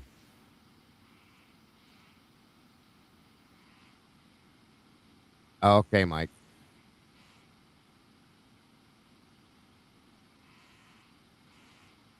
Damn, what a mess this is. Let me check my email real fast to make sure I'm catching them all. Let's see. Also, I think tomorrow we're gonna go back to the I got 2 more things we're gonna hit, guys, over the next week or so. What is today? Thursday, Friday. Yeah. So we are gonna go, so make sure you tune in. We are gonna go back over the whole Molly interview piece by piece, okay? Because I think it's important. Some people didn't see it, some people don't understand it. I think it's important to understand it. And you guys have probably done this before with other channels, but we're also gonna go back over the full, I have to get it all right, but the full 4chan thing now as compared to then. So I hope you guys are interested for that too. But like I said, I'm trying to go back to the beginning and hit all the important points that happened early on coming forward, if that makes sense to you guys. But the Molly McMichael interview, I think, is really important too, because it proves a whole bunch of nothing, like a whole bunch of bullshit. Yeah, I didn't watch a lot of. I mean, I watched bits and pieces of her, but not all the way through. So Right. you got again, because again, I wasn't here back when some of that stuff was. A lot of people weren't. You know what I mean? Yeah, so I mean, I'm really glad you're going through this stuff, and Right. And then the 4chan stuff is way out there, guys. For those of I you that never just saw learned it, about some of that stuff. Oh my gosh! well, the full in-depth amount of it, there was so much of it. So much of it. Really? And was that coming out like were people reading that like live, like when things were happening, or like afterward, like like whenever it was being posted? Yes, it was coming at the very beginning. It was coming out like crazy. And Wow. there's people named in it. There's people named in it too. Specifics too. Wasn't it like like I saw some people's name. That's crazy. Just to show you how much there is. Let me show you something. We're not going to get into it today because we don't have that time. But we really should because it's interesting. oh, we're going to. I'm gonna. You know how I like to break things down completely. For sure. So just a little quick look. This is how much there is for that. No way. Oh my gosh, I know I have not seen like half that for sure. There's a because lot. I've only seen that's great. I think right. I agree. And Mikey, yes. I'm not sure she didn't. I think we don't know about anything else. I'm gonna be trying to record request to that too. Any and all interviews of Molly McMichaels. Just to see if they'll respond with anything else. Since it was Payne who did her interview, it's likely he squashed everything for her with her. Like if he only did one, because she's involved. You know, I don't know. I wouldn't put anything past him. But I think you going over this, like even today, the biggest thing I got out of it is the car. The sorry, the suspect vehicle one. Like the prosecution literally had that one thing, only one thing, as huge as that one piece of evidence was listed on their evidence list. In a literal court document, and they weren't even that was a lie. I mean, it's just exactly unfreaking believable. I cannot, and that is something that I wouldn't have known unless you played this video today, because I mean that's I can't believe it. So yeah, anything you go over, I'm really excited about and happy about, because we know so much more now that anytime we go back we learn so much. That's exactly why I'm doing it, Lori, and I'm glad to hear that. In fact, I'm dropping a poll right now, and it just basically states, sorry. Do you all like us going back to the beginning and covering all of this? And it's yes, no, and I don't care.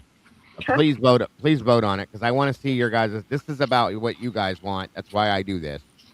For sure. Absolutely why I do this. we're gonna definitely look into that Wonders for sure. I'm gonna try to find it. That's the best way I can do it is to try to just request any and all. Now, if she was interviewed by the FBI, forget it. We're not gonna get it. End of story. But ISP or anything like that, I want to see it. I'll go knock on Langley's door and ask nicely. Yeah. Do it. Do it. Absolutely. I'll even bat my eyes and say pretty please. Right? Yeah. Please vote on the poll, guys. I want to know what you think. That's why I do all of the stuff that I do and the different variation that it is based at. Like, I have had many, many, many requests to do this stuff. So I'm trying to. And don't forget, this Saturday, you guys, is the verdict room again with myself, Miss Logan, Kim, and Mikey. Typically unique in the last 24. And then it was voted that we were to do a show July 4th, so I guess we're doing a show July 4th. So be here for it. Now, July 11th, we have I always forget how to say the name. I don't know why, 'cause it's not hard. Neuron. Oh my God, Mike, what's his name? Truth and Truth and Neurons. Jesus, I'm slipping. Love Truth that. and Neurons. That's what happens at old age, Dago. Shut up, Dylan. Truth and Neurons is joining us July 11th, and then super excited for that one. And then July 18th, Mr. Pavarotti himself will be here with us on the verdict room unfiltered, and we will have Pav unfiltered as well, folks. None of these shows are ever scripted. They're completely unfiltered. We don't do anything. We just dive right into it and have our conversations. So that's why I love them so much. I can't wait for it. I'm looking forward to them both. Very excited. So thank you all for that and tuning in for those shows as well. So, and again, I ran a poll for the people that would want to be here for the 4th. Mike said he has nothing going on. Kim and Logan said they'd do it. Of course, I will always do it. And I'm looking forward to it. It's just going to be us this weekend unless something wild happens before then. So I'm looking forward to that as well. All right. I'm wild enough. Yeah, I love your verdict room. That show is awesome. It really I love it. It's one of my favorites. That's my favorite thing to do, too. I love working with all of them. It's amazing to me. You guys work so great together, and you all bring different things together. It's just wonderful. I agree. I agree. Meanie. My family basically disowned me because I spent all my time reading 4chans over for months. I get it. I understand. Sorry to hear that. On that rabbit hole like crazy if I was around then. Right. So the poll says, that was quick. You guys were hitting it too. Do you all like us going back to the beginning and covering all of this information? 81% of you said yep. 14 said no. And 5% said I don't care. So y'all won. We'll continue doing it because I think it's important, guys. You know, we can only go back so far. And I'm not trying to go piece by piece by piece with everything. I'm just taking like hunks of areas that are important, I think, and putting it back out there because we've already covered it more than once. That points to different things that we've learned recently is important, is what I'm saying. So we're going to continue doing it going forward. That's right. What'd you say, Dylan? I was just going to say this case is one of those where you have to go back and forth from the beginning to the end because... Without a doubt. Now that we know, now we got to go back and know what we knew then. So now that we know. Yes. If you know, you know. Very well said, Dylan. Yeah, very much so. Don't ask me to say it again. Yeah. If you knew now what you knew then. Yeah. If you don't know, then you know. But if you know, you do know. Because we all know what we know when we know it. So, yes. Except in Idaho, we don't know what we can't know, what we don't know, and we'll never know because we don't know. Only because they don't want us to know. Exactly. I really think I thought that. Yes, I think that what you said. Anyway, now I'm gonna need to go take a nap after that because I'm completely confused, folks. Anyway, and here comes Dylan behind it. That happens when you get old, Dad. Yeah. Yeah. And like Eddie said, if you know, you know. Do you know? Yeah, he's right. And And Moonflower, could we put together a video that shows how corrupt this case is? Of course we could. Without a doubt. Without a doubt. I think all of us creators should get together and put a little bit in and each person, and we should put it together. I think would be great. And I'm still working on putting a round table together with all of us again to have that other show again with all of us, as many of us as I can get in here. Tomboy said, I don't know shit. I don't read shit and don't comprehend shit. And she's full of shit too. So there's that. Well, she's just chanting the Guilters mantra. Of course. We could try to do that, Moonflower. Not that they'll respond, dear, because I've already sent them 2 emails, and I think Lee sent one of them. Jules has sent one, I think, and somebody else did, and they're not responding to any of us. So I believe that's my understanding. I know I'm for sure on myself and Lee, but I don't know about anybody else. I thought Jules had said she sent something too, and I swear to God, I've heard somebody else send an email off to the Department of Justice. They're not responding unless they think we're all quacks. I don't know, but by the way, this evening, and don't miss this, guys. You don't want to miss this. It will be a 9 p.m. Central Time, I believe. Logan's time is Central, I think. And it is scheduled. Mr. Jeffrey Gentry is going to be joining Miss Logan over there. Again, you guys know Jeffrey joined us on the Verdict Room. Very intelligent, very smart, very down-to-earth. Nice guy, period. So he's going to be joining her over there at Bronx Tales to discuss some of the autopsy stuff. Please be there to support that, guys. You don't want to miss it. It's going to be amazing. I have a doctor's appointment at 6:15, and I'll be running back to jump in that 8 p.m. Central. I'm sorry. Maybe she's Pacific time then. I always get screwed up at our time Should be differences. Central. No, she's Chicago.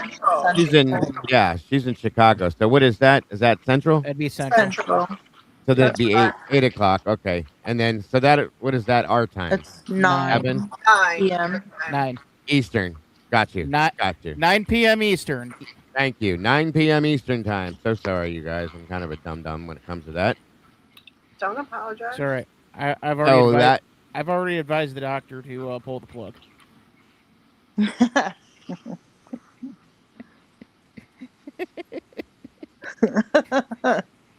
He's looking for the soundboard button. I've never seen Dago speechless. What's going on? His face says everything we know. It was at Did this you moment really pull the plug? Yep, he I know. fucked up.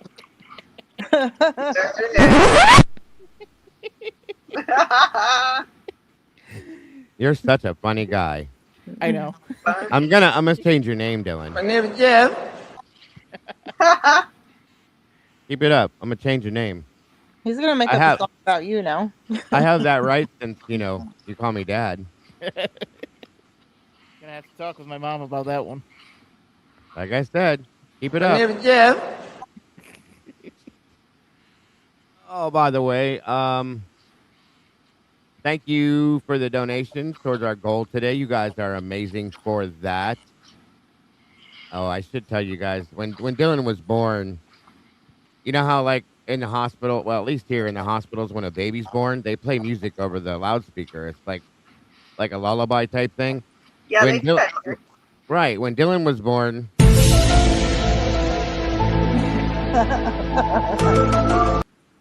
That's what came over the loudspeaker, just so you guys know. I honestly thought you were going to go with like the Friday the 13th music. No, it's not that bad. Not that bad. Or even better yet, maybe it was... Oh, I was just getting ready to say at least it wasn't The Price is Right. Yeah, there you go. Yes, there you go. Just saying. Oh, goodness. Give him the start. Yeah, I could do that, couldn't I? I can't do that. I like him too much. Even then, it's embarrassing. I wouldn't do that. Sarge, I couldn't do that. If you're on Sarge's panel, he doesn't do it so much anymore. We got into a whole war doing this, like who could do it first. So with Sarge's panel, like towards the end of the show, what he would do is he'd be talking away, and I'd just be talking, and think he'd just drop me off. Bye, Dago. And I was like, you son of a bitch. So I started jumping off early, so he couldn't do it. So it was a war back and forth. and it just got shorter and shorter every time to the point. So, but I'm not going to do that. I won't. That's Sarge's thing. I'll let him keep it. It would be funny though. Thank you, Saber. Appreciate you guys being here today. I hope you guys did get something out of this. I hope you continue to get things. There's really nothing new that we can go into this case for. So that's why I believe we need to go back with the new information that we do get when we get it and weigh it against what we have from the past to see if it makes any difference at all, which I believe it does. And a lot of, like I said, and like you said, Sweet Pea, a lot of people have come into this case like just recently over the past 6 months, maybe a year, and don't know even a quarter of what we know, haven't seen a lot of the stuff that we have. So it helps in that aspect as well. So the universe loves synchronicity. It was a good album by the Police, by the way. Pullman Police meetings on YouTube are fire. Really? I'll have to check those out too. Thank you, Gurmilla. So, Miss Sweet Pea, do you have any last words or thoughts, feelings, opinions, anything towards today's show or in general that you want to leave with us before we leave? No, just thank you for having me up here as usual, and I appreciate you, like I said, going back and doing this, and I look forward to doing this again. Of course. Always, and I'm always grateful to have you here. I appreciate your input, your feelings. And please know, guys, anybody and everybody are welcome to join us up here. That's why my platform exists, to allow people to voice their thoughts, their opinions, their feelings, their anger, their happiness, whatever it ends up being, other than just typing. There's no emotion in typing in a chat. I appreciate and respect it in the chat, and I give that option as well. But I think everybody should have the opportunity to voice themselves somewhere with their actual voice and their feelings. And that's what my platform is about, and always has been. I give everybody the opportunity to speak with me on it as an equal, not just, as a subscriber. I don't call everybody that. This is a community. It's not subscribers. So I've never been that person. I like to interact with everybody as much as we can. So that will be something you guys are all available to do at any time. Miss Lori, any last thoughts before we jump out of here? Nope. Same ditto what Sweet Pea said. Thank you very much, Dago, as always. Absolutely. Always. And of course, Junior. It's always a blast. It's always a blast. Yeah, I'm sure it is for you, sir. Always, yeah. And I just want to say how awesome that this community is, and I really appreciate everybody.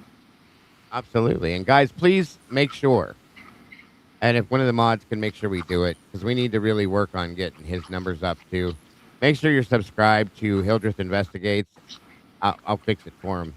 Hildreth Investigations and Reactions, because he does great reactions. Make sure that you subscribe to Dylan's channel. You don't want to miss out on it. He does amazing reactions to some of these ridiculous people out here that make the most ridiculous statements I've ever seen. But make sure that you guys subscribe to that channel as soon as we get it in here. Unless maybe I can find it. Hold on.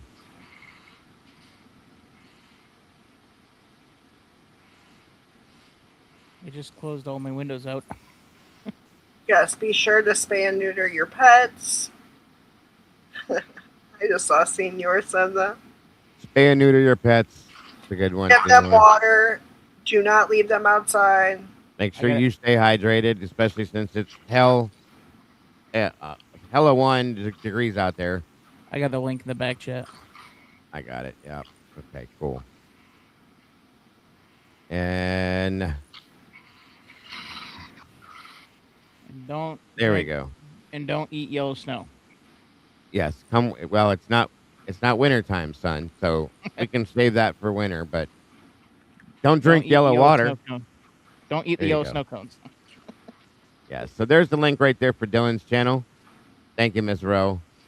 And thank you, Dago. Make sure you guys subscribe, hit the notification bell. You don't want to miss anything he does over there. He's doing amazing things. He's doing great stuff. And he's good for a good laugh, too, especially with his reactions, guys. It's a trip. So please go check it out. New video dropping tomorrow morning. You won't be disappointed. Say that again, bud. New video dropping tomorrow morning. There you go. I There try to get you go. videos out between 9 and 10 a.m., but it just kind of depends. Sounds good to me. And of course, last as always, I want to say thank you to everybody that's here, that comes in here every single day, supports our community, as part of this community and this large family that we have created in here. Thank you to all the creators that join us on a regular basis. Please make sure that you guys are subscribed to all these amazing creators channels that are running hand in hand and doing the things that we all do together to make this happen, to show the truth, to bring justice to this case and all the other cases we have looked at. It's very important. Just please make sure, if you can, that you do support them all. Bronx Tales True Crime, Typically Unique, Jules True Crime Reactions, of course, to Truth and Transparency, Dylan Hildreth, and many, many, many, many more. Pavarotti, Jay Embry's channel, Harsh Reality. And again, not everybody likes all these channels. I understand it. I'm just putting them all out there because we are all working together to come to the same end on this, folks. And that's truth and justice and some reality that we haven't seen at all. So thank you. And Seniors. And Senor Wazowski. I was just going to say that. I don't know why. We don't put his link in here often either, but we need to do that too.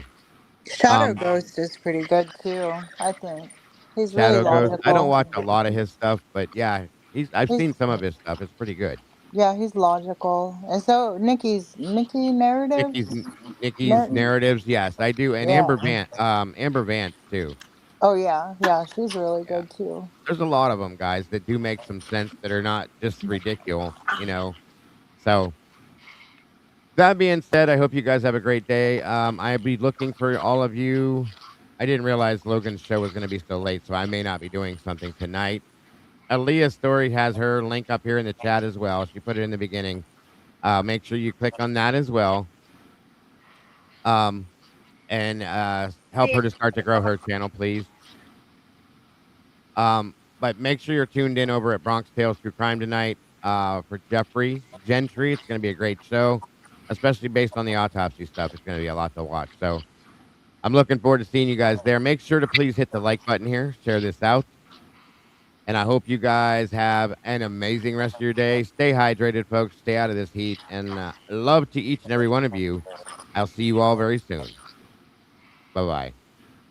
Thank you. Thank you. Take care, everyone. Bye.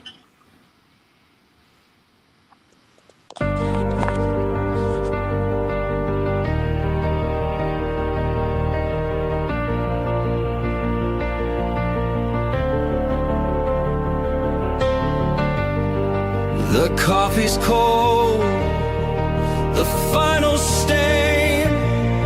We laid the map out in the pouring rain. No hidden corners left to creep. The dark truth woke while the city was asleep. The evidence lines up straight and true. A perfect picture of what they chose to do. The quiet street erupts in flashing light. A reckoning delivered in the night. SWAT serves the warrant, loud and clear. The sound of justice, the only thing we hear. At the true crime